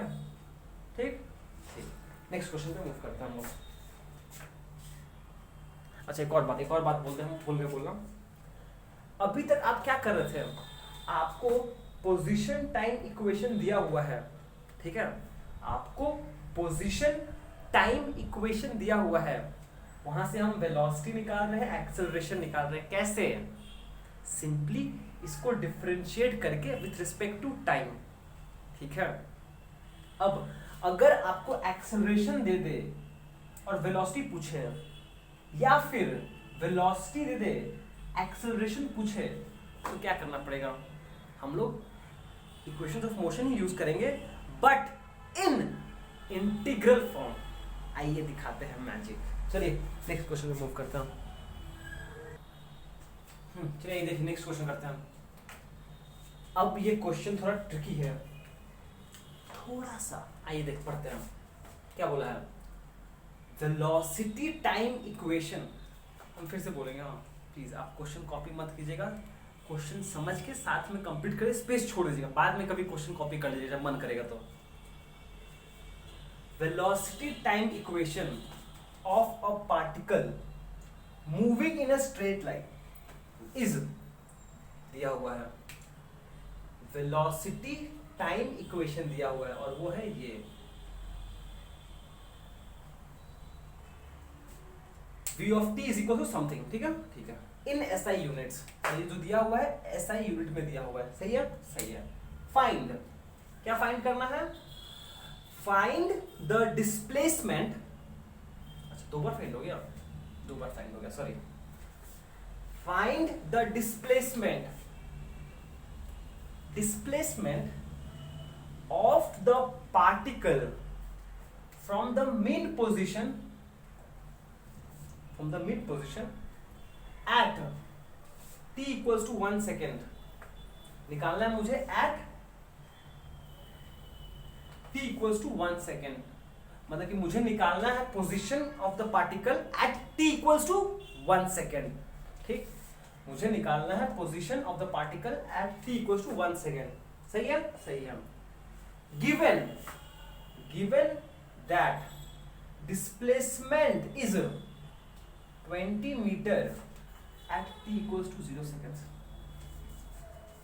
हाँ मतलब डिस्प्लेसमेंट कितना है 20 metre at t equals to 0 seconds, ठीक ठीक।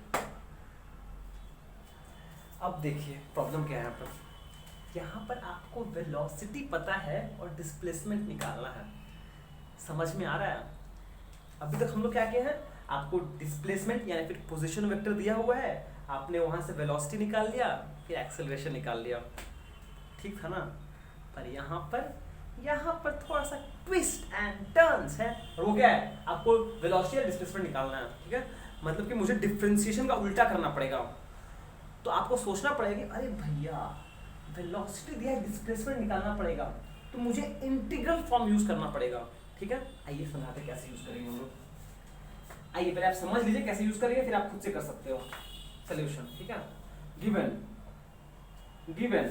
v of t is equals to 10 plus 2t plus 3t square, ठीक है ठीक है, ये वेलोसिटी एट t है। अच्छा मुझे पोजीशन या फिर डिस्प्लेसमेंट निकालना है ना, चलिए मान लेते हैं हम, late x of t be the displacement from mean position at t equals to at time t x of t, ठीक है ठीक है। अच्छा और क्या दिया हुआ है, और बोला है कि displacement at t equals to 0 कितना है 20, that is also x of t at 0 is equals to 20 metre, ये भी दिया हुआ है। ये जो स्टेटमेंट दिया ना, given that displacement is 20 metre at t equals to 0, तो वही लिखे हैं हम, displacement at t equals to 0 is 20 metre, ठीक है। ये सब इंफॉर्मेशन दिया हुआ था, ये हम अज्यूम कर लिए थे, तो समझ में आया कि नहीं आपको? बोले भैया कहाँ समझना है भैया, जो लिखे हो सुन लिया, समझ लिया, समझ में आया?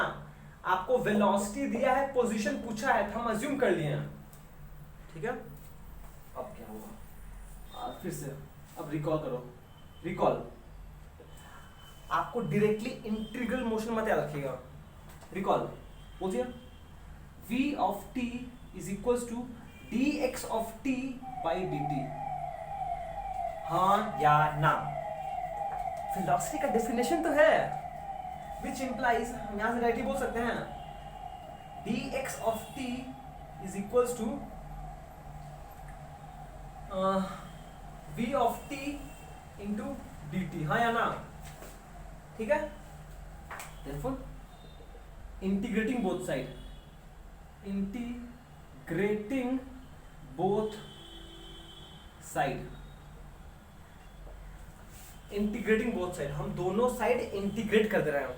सुन लो पहले, सुन लो, हम दोनों साइड, अच्छा इसको दो तरीके से कर सकते हैं। यहां से ना हम, ये मेरा मेथड 1 है मान लो, चलो मेथड 1, मेथड #1, प्लीज सुन लो, सुन लो, थोड़ा बहुत मैथ्स इन्वॉल्व है ना, थोड़ा सुन लीजिए। यहां तक सब सही है, यहां तक सब सही है, अब यहाँ से ना हम दो तरीके से सॉल्व कर सकते हैं। अगर हम यहाँ से अप्रोच करें तो हम दो तरीके से सॉल्व कर सकते हैं, ठीक है।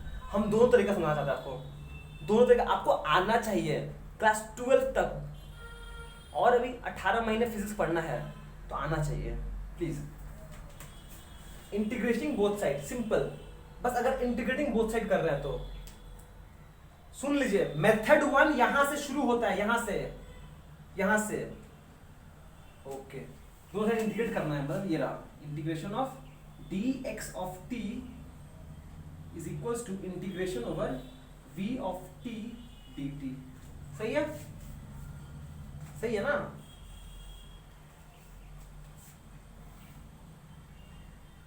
अगर आप कंफ्यूजन हो रहा है तो ये t हटा देना, चलिए ये t हम हटा ही देगा अब, ठीक है। vdt फंक्शन नहीं लिखे हम, बस इतना लिख दिया, dx equals to vt, vt का लिख, ठीक है ओके। अब आप मुझे बता सकते हो dx का इंटीग्रेशन क्या होगा, dx का इंटीग्रेशन क्या होगा। अगर सिंपली dx का इंटीग्रेशन करेंगे,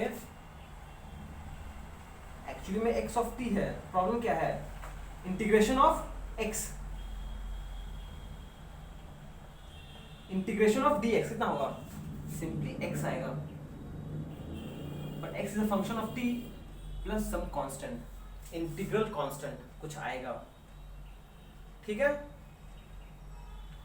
यहां से एक इंटीग्रल कांस्टेंट आएगा ना, आएगा, इज इक्वल्स टू, यहां पर क्या बचेगा, यहां पर है integration of v dt, v क्या है, ये है v,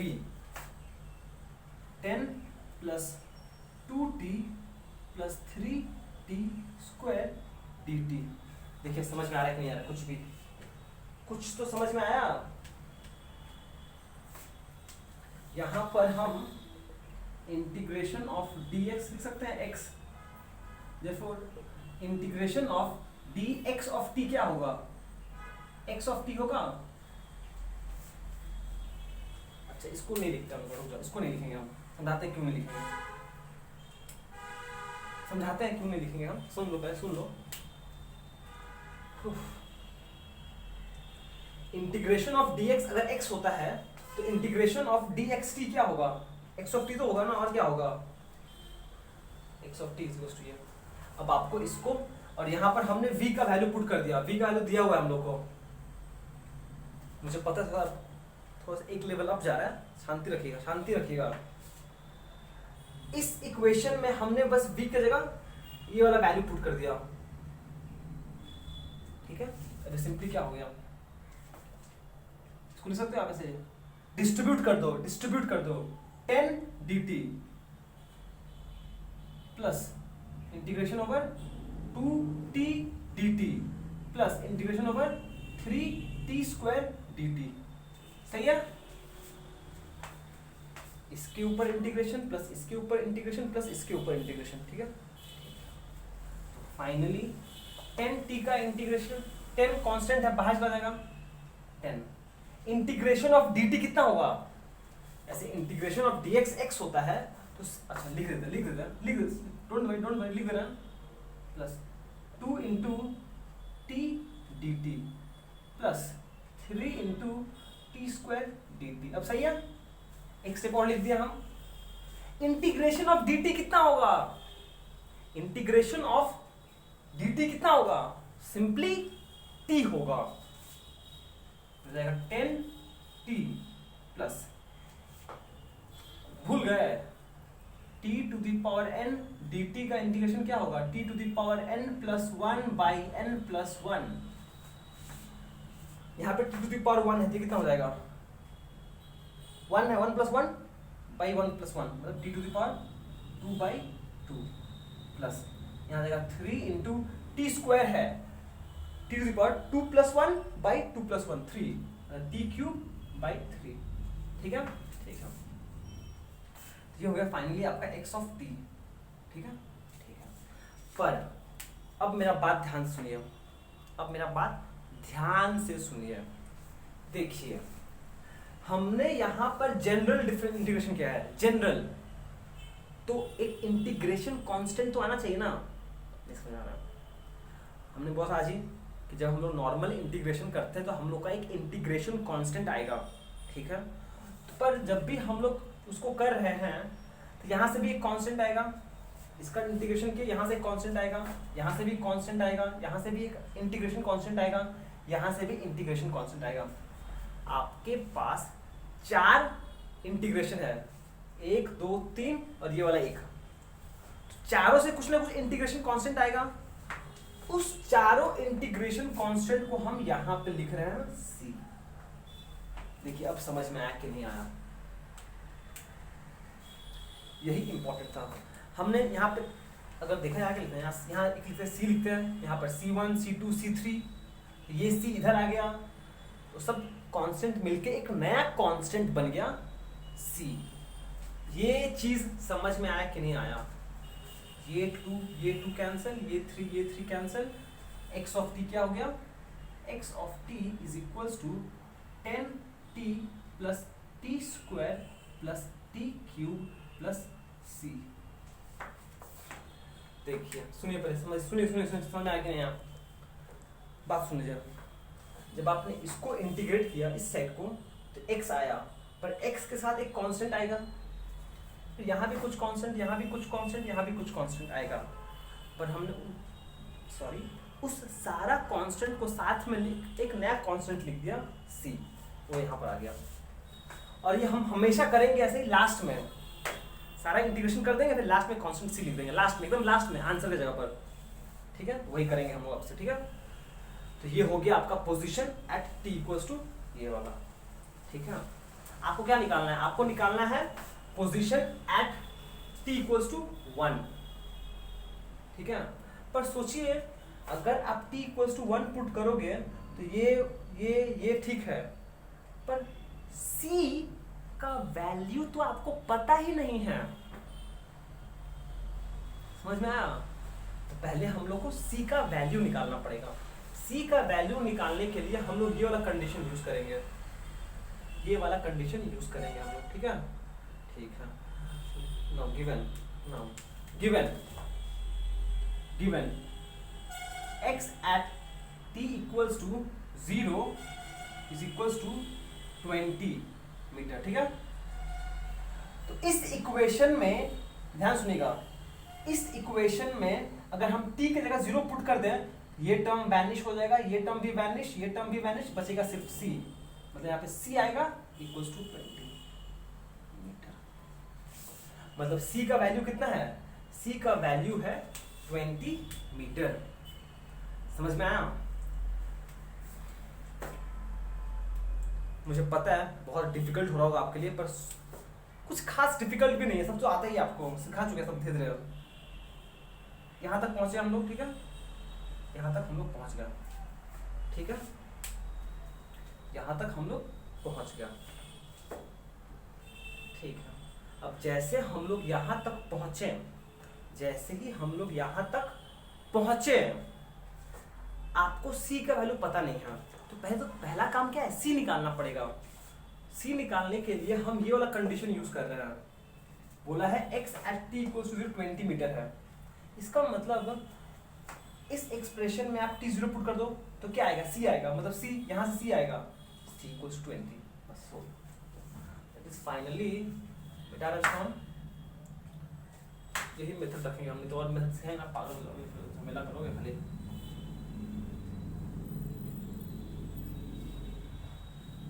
हाँ, तो finally therefore x of t क्या आ गया? फाइनली यहाँ से आएगा 20, मतलब 10t plus t square plus t cube plus 20, ठीक ठीक है ना?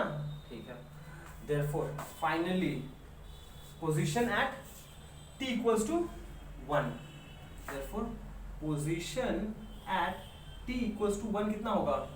x at t equals to 1, simply put कर दो, t के जगह 1 पुट कर दो, यहाँ से 10 आएगा, यहाँ से 1 आएगा, यहाँ से 1 आएगा, यहाँ से 20 आएगा, 32 मीटर।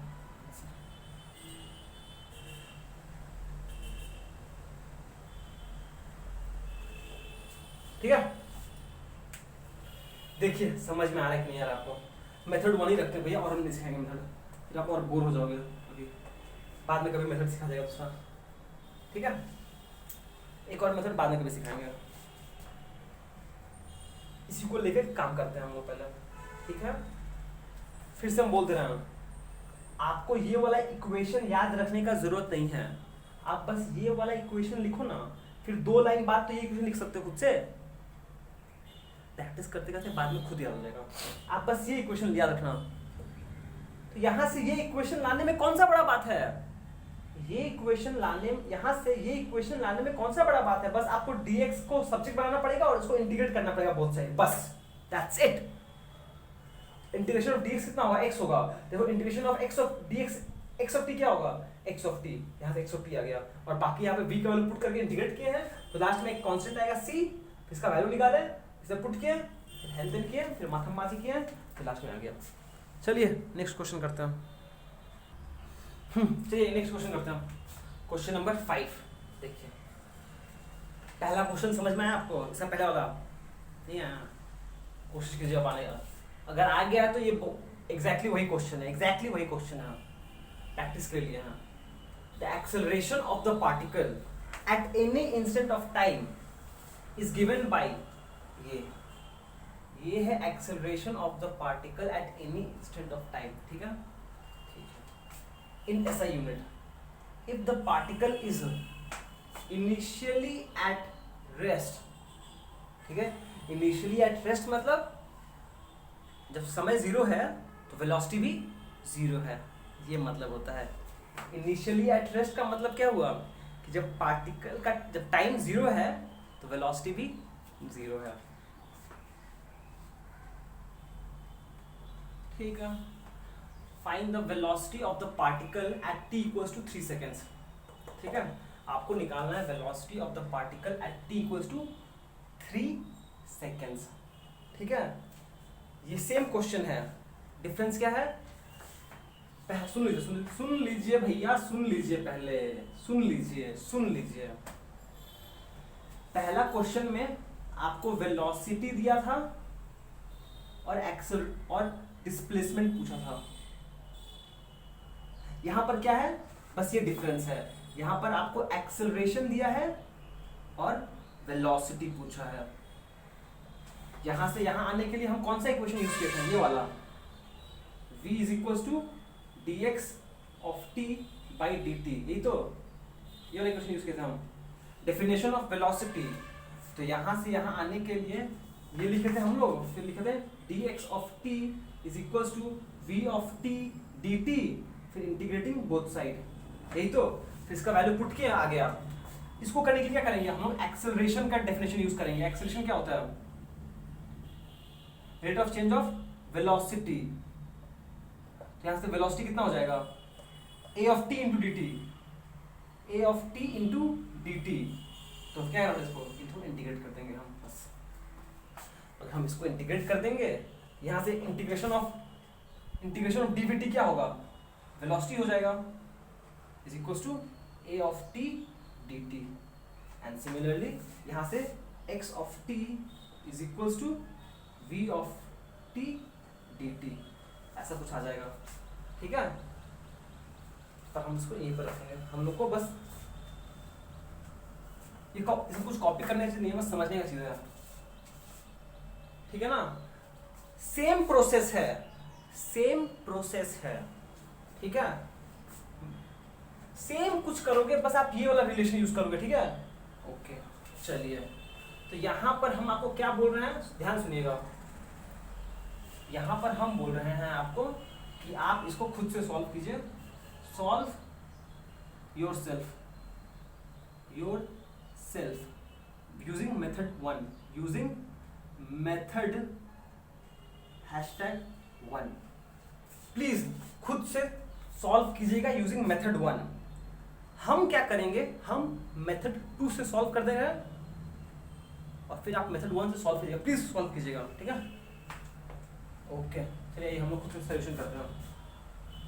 अच्छा क्या गिवन है, given a of t is equals to 10 plus 5t minus t square in SI units, ठीक है। ठीक है। और क्या बोला है, और ये भी बोला है कि the particle is initially at rest. अच्छा मुझे निकालना क्या, मुझे वेलोसिटी निकालना है ना, तो पहले हम वो लिख लेते हैं, let the velocity at any instant of time t be v of t। ठीक है, मुझे और क्या बोला है, also given that velocity at t equals to 0 is equals to 0। ठीक है, क्यों, क्योंकि the particle is initially at rest. Initially at rest का मतलब क्या है, at t equals to 0 v कितना है, given initially the particle is at rest। initially इसका क्या हुआ, at t equals to 0 v is equals to 0, यही तो, in other words that is v of t equals to 0 is equals to 0। ठीक है, सही है ना, बिल्कुल सही है। ठीक है, अब आते हैं रिकॉल। आपको एक्सेलरेशन दिया हुआ है, वेलोसिटी निकालना है, तो कौन सा डेफिनेशन यूज करोगे, आपको एक्सेलरेशन दिया हुआ है, वेलोसिटी निकालना है, तो एक्सेलरेशन का डेफिनेशन यूज करेंगे, recall a of t is equals to dvt by dt। ठीक ठीक, यहां से हम लिख सकते हैं which implies dv of t is equals to a of t into dt। ठीक है, अब इंटीग्रेटिंग बोथ साइड। अच्छा यहां तक सेम था, यहां तक सेम था, रुक जा, अब हम क्या कर रहे हैं, मेथड 2 से सॉल्व कर दिखा रहे हैं, मेथड 2, ध्यान से सुनिएगा। अब integrating both sides within the limit, proper limit, within the proper limit। जब आप सीख जाओगे बाद में, आपको इतना लिखना नहीं पड़ेगा, पर अभी आप सीख रहे हो तो लिखना पड़ेगा। डिफरेंस क्या है, पहला जो केस था, मेथड था, हम वहां पे बस ये लिखे थे इंटीग्रेटिंग बोथ साइड, बस इतना लिखे थे हम। अब हम क्या कर रहे हैं, अब हम लिख रहे हैं within the proper limits, within the proper limits। मतलब यहां पर हम डेफिनाइट इंटीग्रल यूज करेंगे। फायदा क्या होगा, कांस्टेंट ऑफ इंटीग्रेशन आएगा ही नहीं कभी। ठीक है, आइए देखते हैं। ओके, इसको ये है आपका dv ऑफ t इंटीग्रेशन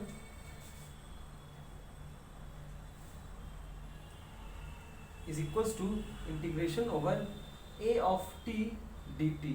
ठीक है, अच्छा सुनिए, पहले हमने ऐसे कंफ्यूजन अवॉइड करने के लिए हटा दे रहे हैं। ठीक है, ऐसे लिख रहे हैं हम, ये एक्चुअली में a ऑफ t है, पर हम कंफ्यूजन अवॉइड करने के लिए आपको ऐसे लिख के दिखा रहे हैं, dv is equals to a dt,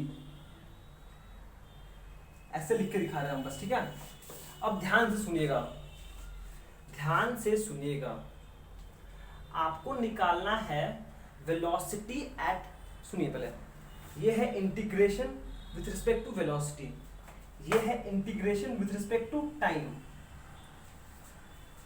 आपको निकालना है velocity at t equals to 3। ठीक है, तो यहां पर देखिए ना, हम लिख सकते हैं velocity at t equals to 0।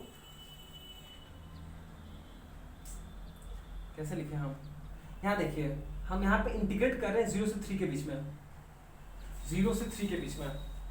Please समझने की कोशिश कीजिए, 0 क्यों, क्योंकि मुझे पता है t इक्वल्स टू 0 पे v 0 है, t इक्वल्स टू 0 पर v का वैल्यू कितना होगा, प्लीज समझिए, at t equals to 0 v का वैल्यू कितना है, 0, इसलिए यहाँ पे 0 लिखा है। ठीक है, एट t इक्वल्स टू 3 मेरे को वेलोसिटी पता नहीं है, मुझे निकालना है, हम उसको लिख रहे हैं कैपिटल वी। ठीक है, देखिए समझ में आया कि यहाँ ये हम लिखे हैं बस यहाँ पर। इसी को बोलते हैं विथ प्रॉपर लिमिट्स। क्यों? क्योंकि यहाँ पे जब ये हो रहा है integration with respect to time, आपको क्या निकालना है, आपको ये कंडीशन दिया हुआ है, मतलब इस समय और इस समय के बीच में निकालना है। आपको निकालना है वेलोसिटी कब, जब इस समय और इस समय के बीच में है।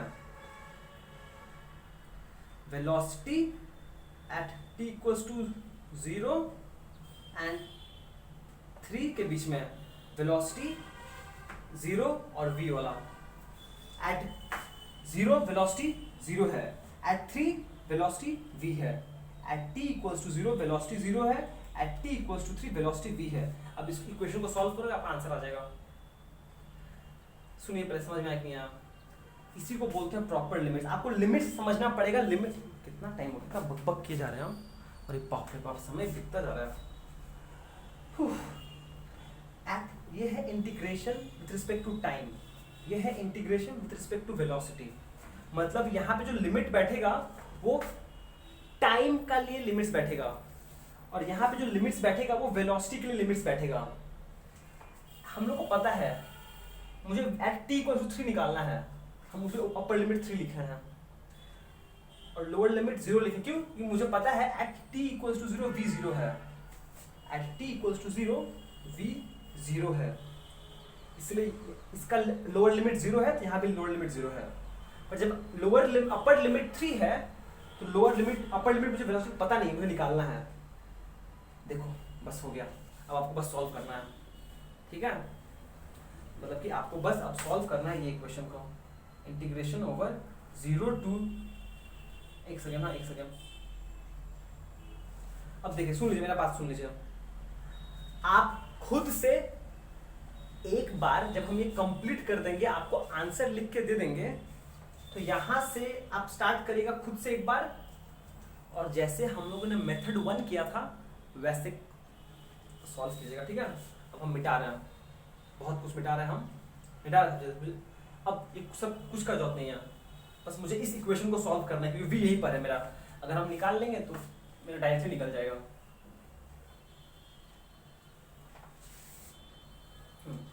मेरे को बस ये इक्वेशन सॉल्व करना पड़ेगा।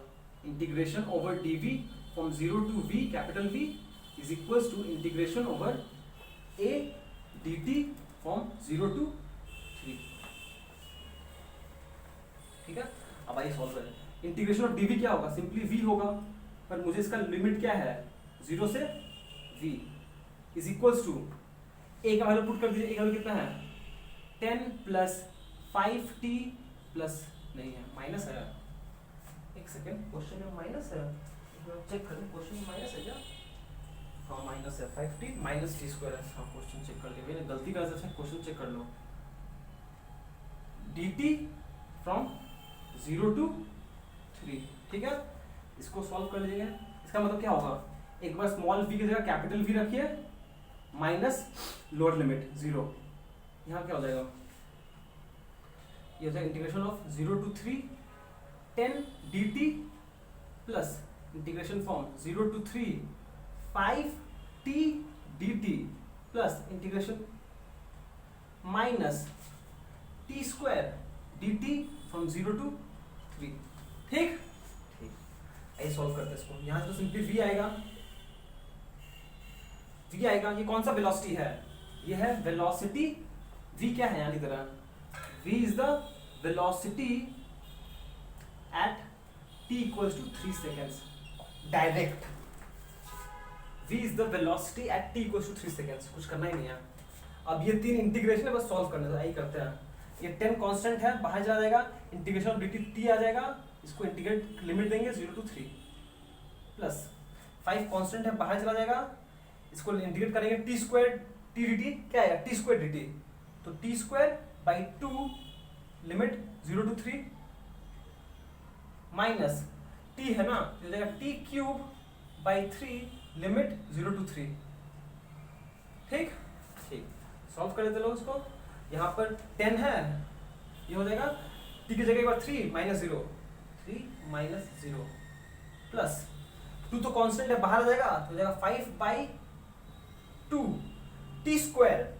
एक बार टी की जगह 3 पुट करो, एक बार 0 पुट करो, कितना आ जाएगा? टी का मतलब 3 स्क्वायर 9 माइनस 0 माइनस ये नीचे 3 जो कांस्टेंट बाहर आ जाएगा 1/3, क्या बचेगा? टी की जगह 3 लिखना है एक बार, तो 3 क्यूब कितना? 27 3 की जगह 0, टी की जगह 0 दो माइनस 0, ठीक है। यहाँ पे फायदा क्या है बोल सकते हो आप? इस मेथड में फायदा ये है कि आपको इंटीग्रेशन कांस्टेंट से डील नहीं करना पड़ेगा। समझ में आ रहा है? इसका ये ज्यादा बेटर है। क्यों? क्योंकि यहाँ पर आपको इंटीग्रेशन वाला कांस्टेंट से डील नहीं करना है, आंसर डायरेक्टली आता रहा है। समझना पड़ेगा, ठीक है। दोनों मेथड से आंसर सेम आएगा, देख लेना, ठीक है। ये हो गया v, तो v इक्वल्स टू 3 माइनस ये 10 30 5/2 into 9 45/2 प्लस 45/2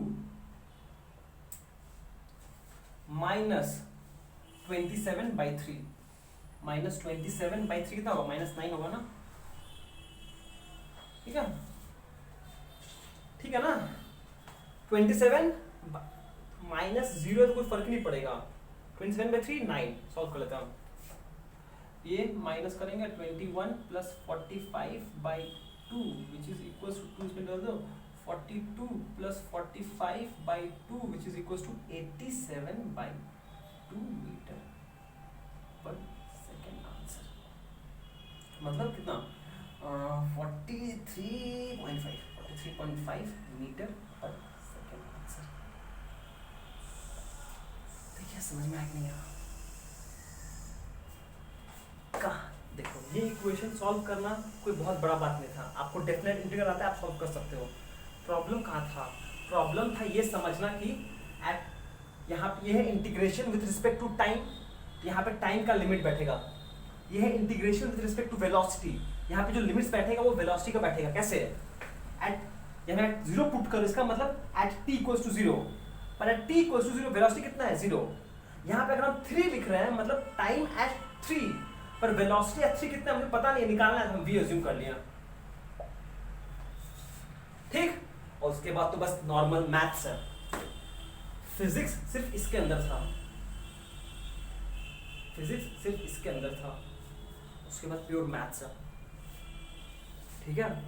और यहाँ पर आपको एक बात हम फिर से बोल रहे हैं, प्लीज आप खुद से एक बार मेथड 1 सॉल्व करेगा, मेथड 1 यूज करके, प्लीज मेथड 1 यूज करके सॉल्व कीजिएगा और देखिएगा आंसर सेम आएगा।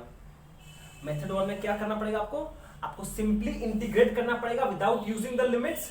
तो वहां पर एक लास्ट में इंटीग्रेशन कांस्टेंट आएगा, फिर ये वाला कंडीशन यूज करके कि at t equals to 0 v of t equals to 0 0 है, ये वाला कंडीशन यूज करके आपको इंटीग्रेशन कांस्टेंट का वैल्यू मिल जाएगा।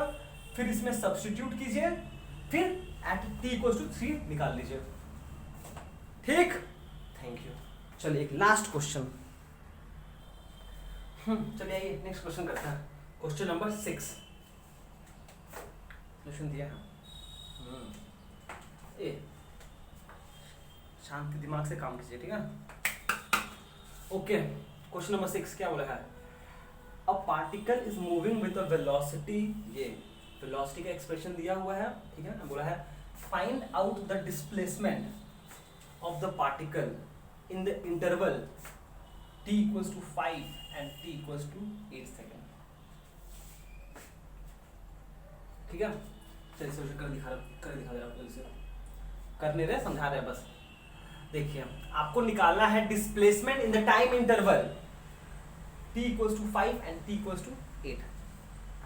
सुनिए पहले, let x of t be the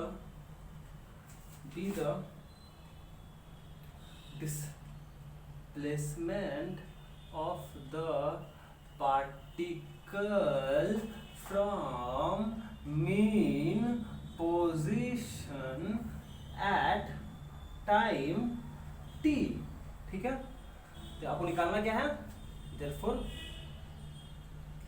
आपको निकालना क्या है? आपको निकालना है displacement in the interval t equals to 5 and t equals to 8। मतलब आपको निकालना क्या है, एक्चुअली आपको निकालना है d which is equals to d of x at t equals to 8 minus x at t equals to x at t equals to 5। बस ये निकालना है आपको ये निकालना है। अरे ऐसे समझ में नहीं आया, रुक जाओ। Let x of t equals to 8 equals to मान लीजिए d8 लिख दे रहे इसको, ठीक है, से and x of t equals to 5 को हम d5 बोल रहे हैं। से आपको निकालना क्या है, आपको निकालना है therefore displacement, therefore displacement in the interval t equals to 5 to 8 is d equals to d, actually ये है x at t equals to 8 minus x at t equals to 5 which is equals to d8 minus d5। आपको निकालना actually में ये है, समझ में आया, ठीक है। और ऐसा इक्वेशन को, ऐसा क्वेश्चन जब भी आपको डिफरेंस का बात बोला है ना, तो आपको सेकंड मेथड यूज करना चाहिए, वो बेस्ट है। जब भी आपको डिफरेंस निकालने को बोला है डायरेक्टली, तो आप फर्स्ट मेथड से भी हो सकता है, कोई प्रॉब्लम नहीं है, आप फर्स्ट मेथड से भी कर सकते हो, आ जाएगा आंसर। पर सेकेंड मेथड एफिशिएंट है, हम सेकेंड मेथड से करके दिखाएंगे, ठीक है। आपको क्वेश्चन समझ में आया, आपको ये v दिया हुआ है, ठीक है। Therefore रिकॉल, हम डेफिनेशन ऑफ वेलोसिटी यूज करेंगे। v of t is equals to क्या हो जाएगा, dx of t by dt। therefore यहां से हम बोल सकते हैं dx of t is equals to v of t dt। अब हम क्या करेंगे, लिखेंगे integrating both sides within proper limit क्या, t equals to 5 to t equals to 0, t equals to 5 to t equals to 8, ठीक। अच्छा एक चीज, हाँ, जो प्रीवियस क्वेश्चन उसका आंसर कितना आया था, हम शायद गलती लिख दिए थे, 43.5 मीटर पर सेकेंड था, ठीक है, वो याद नहीं आ रहा हम क्या लिखे थे, मेरे को हम 45.3 लिख दिए थे लास्ट में, पता नहीं गलती की है कि नहीं, पर प्रीवियस क्वेश्चन का आंसर ये है, ठीक है। और हम फिर से बोलेंगे, आप अब से हर एपिसोड का टाइमलाइन जरूर पढ़ लीजिएगा, डिस्क्रिप्शन बॉक्स पढ़ लीजिएगा, एक बार डिस्क्रिप्शन बॉक्स पढ़ लीजिएगा, ठीक है, याद आया बोल दिया। Integrating both side with proper limit t equals 5 t equals 2, क्या हो जाएगा, इंटीग्रेटिंग बोथ साइड मतलब dx of t is equals to v of t dt, ठीक। ये है integration with respect to time. कहां से कहां करना है, 5 से 8 के बीच में, तो लोअर लिमिट 5, अपर लिमिट 8, ठीक। अब आता है मेन क्वेश्चन। अधिकतर स्टूडेंट्स, आप लोग को यही पे प्रॉब्लम होता है, यही चीज नहीं समझ पाते आप लोग। हम, ये है integration with respect to time, ये है integration with respect to position या फिर डिस्प्लेसमेंट। तो जब आप यहां पर t इक्वल्स, ये 5 लिखे हो, मतलब क्या है, ये है टाइम t इक्वल्स टू 5, पर t इक्वल्स टू 5 डिस्प्लेसमेंट कितना है, d5 इसीलिए यहाँ पे हम d5 लिख रहे हैं। At time t equals to 8 seconds displacement कितना है, d8, इसलिए हम यहाँ पर d8 लिख रहे हैं। देखिए समझ में आया कि नहीं आया, यही मेन मुद्दा है हम लोग का, integrating within proper limit from t equals to 5 to t equals to 8। क्यों? इस रेंज में बोला है मुझे, इस रेंज में बोला है, इस इंटरवल में बोला है, इसलिए 5 से 8 कर रहे हैं। पर जैसे ही हम यहाँ पे डेफिनेट इंटीग्रल यूज कर रहे हैं, इस साइड भी तो डेफिनेट इंटीग्रल होगा। यहाँ पर अगर 5 है, यह क्या होगा, displacement at t equals to 5, वो कितना है, d5। यहाँ पर 8 लिखे हैं, इसका अपर लिमिट क्या होगा, displacement at t equals to 8, d8। बस हो गया, बाकी आप खुद से सॉल्व करना, कुछ नहीं बोलेंगे। आंसर है 1 to 8, ठीक है। तो ये क्या होगा, इसको सॉल्व करोगे तो ये कितना हो जाएगा, विच इम्प्लाइज जब dx ऑफ t का इंटीग्रेशन करोगे तो क्या आएगा, आएगा x of t at d5 and d8 is equals to v of t कितना है, v ऑफ t दिया हुआ है 3 plus 6t plus 9t square dt integration from 5 to 8, ठीक है। इसको सॉल्व करोगे तो कितना आएगा, x ऑफ t की जगह बस एक बार 8 लिख, x ऑफ t की जगह एक बार 8, अरे यार चलो ऐसे नहीं करता, इसको ये कंफ्यूज है, चलो ऐसे लिख लो बस, ठीक। एक बार x की जगह d8 d5 में क्या हो जाएगा, d8 minus d5 is equals to ये वाला इंटीग्रेशन। और ये क्या है एक्चुअली में, ये तो d है ना, यही तो d है, और ये वाला इंटीग्रेशन आपको सॉल्व करना है बस। 5 to 8 3 plus 6t plus 9t square dt, d8 minus d5 यही तो d है जो निकालना है आपको, और आपको इसको सॉल्व करना है बस। इसका आंसर आएगा लास्ट में 1 to 8 7, और कुछ नहीं बोलेगा। चलिए नेक्स्ट क्वेश्चन करते हैं। चलिए लास्ट क्वेश्चन है, पक्का लास्ट क्वेश्चन है, ये लास्ट क्वेश्चन है, last question. If the velocity is proportional to 3/4 the power of time elapsed, velocity is proportional to 3/4 power of time elapsed, how does the displacement acceleration depends on time? Displacement और acceleration कैसे depend करता है time पर, ठीक है। Solution बहुत easy है, given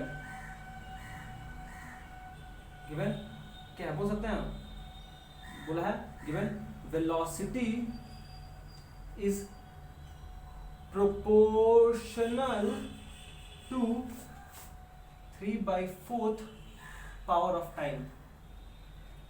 इसका मतलब क्या हुआ, इस लाइन का मतलब क्या होता है, that is mathematically velocity v of t is equals में is proportional to t to the power 3/4। बस यही तो मतलब होता है, बिंगो, बस कहानी खत्म, यही है बस। समझ में आया। और बचपन से हम लोग पढ़ते आ रहे हैं कि जब भी प्रोपोर्शनलिटी साइन को हटाएंगे और रिप्लेस करेंगे विद इक्वल्स टू साइन, एक कांस्टेंट आएगा, हाँ या ना। k क्या है, k है प्रोपोर्शनलिटी कांस्टेंट, कांस्टेंट है पर, ठीक है। तो आपको वेलोसिटी पता है, यहां से आप डिस्प्लेसमेंट और एक्सेलरेशन निकाल लीजिए।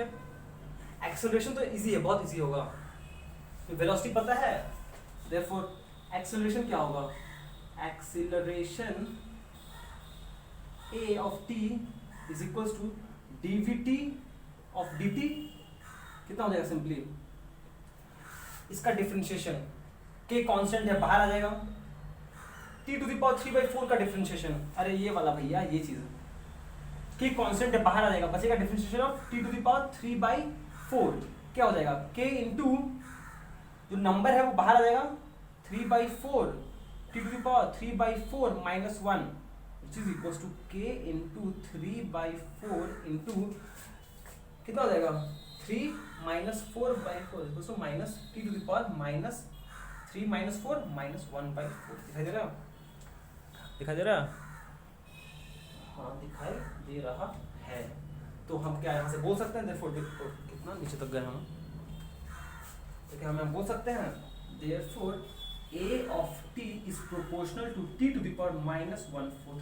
अब ठीक है, हाँ एकदम सही है, दिखाई दे रहा आंसर, ये हो गया आंसर। ठीक है, एंड सिमिलरली अगर डिस्प्लेसमेंट का बात बोले तो मुझे इसका एक ऊपर जाना है तो इंटीग्रेट करना पड़ेगा। इंटीग्रेट करने के लिए मुझे वेलोसिटी का एक्सप्रेशन यूज करना पड़ेगा। Recall v of t is equals to dx of t by dt। ठीक है, तो यहाँ से हम बोल सकते हैं directly dx of t is equals to v of t dt। तो यहाँ से अगर हम इंटीग्रेट करते हैं, बस इंटीग्रेटिंग बोथ साइड, देखिए यहाँ पे कुछ इनिशियल कंडीशन नहीं दिया हुआ है, कुछ नहीं दिया हुआ है इनिशियल कंडीशन, कुछ भी बोला है एट t इक्वल्स टू 0 कुछ है नहीं है, तो बस नॉर्मली इंटीग्रेट करें, इंटीग्रेटिंग बोथ साइड कितना हो जाएगा इंटीग्रेशन ओवर dx of t is equals to integration over v of t dt, और v ऑफ t का वैल्यू क्या है, ये है k into t to the power 3/4 dt। ठीक है, जब इसको इंटीग्रेट करोगे तो obviously simply x of t आ जाएगा, एक इंटीग्रेशन कांस्टेंट आएगा तो उसको हम लास्ट में लिख देंगे, लास्ट में लिखेंगे एकदम। ठीक है, ये कितना हो जाएगा k कांस्टेंट है बाहर आ जाएगा, integration of t to the power 3/4 simply क्या हो जाएगा t to the power 3/4 plus 1/3/4 plus 1 plus some constant. ठीक है, कितना जगह मेरे पास, थोड़ा सा जगह है, तो इसको क्या लिख सकते हैं हम, देखते हैं ये x ऑफ t हो गया, यहाँ से हम बोल सकते हैं directly x of t is proportional to, ये तो कांस्टेंट है, जैसे यहाँ पर ये कांस्टेंट है, सब कांस्टेंट था ना तो प्रोपोर्शनल लिख दिए हम, ये सब कांस्टेंट है, तो हम यहाँ बोल सकते हैं is proportional to t to the power 3/4 plus 1, 3 + 4 7, 7/4 7/4। Thank you so much for bearing with me। धन्यवाद। तो आज हम लोग क्या सीखे, आज हम लोग simply equations of motion in integral form सीखे हैं एंड डिफरेंशियल फॉर्म, बस और कुछ नहीं, और प्योर थोड़ा बहुत मैथ्स सीखे हैं। सोच लीजिए आपको 2 साल तक, और 2 साल तो क्या अब और 18 महीने पढ़ना है फिजिक्स, तो मैथ्स थोड़ा बहुत आना चाहिए। ये सब चीज़ आपको कहीं पूछेगा नहीं, पर पता होना चाहिए। ठीक है, ओ पूछेगा क्यों नहीं, अगर आप नीट में अपेयर करें तो पूछेगा ही, पर आप तो नीट में अपेयर नहीं करोगे, करोगे हाँ करोगे, सॉरी आप तो, अगर आप एंट्रेंस एग्जाम के लिए प्रिपेयर कर रहे हो तो आपको आना चाहिए। ठीक है, आपको आना चाहिए।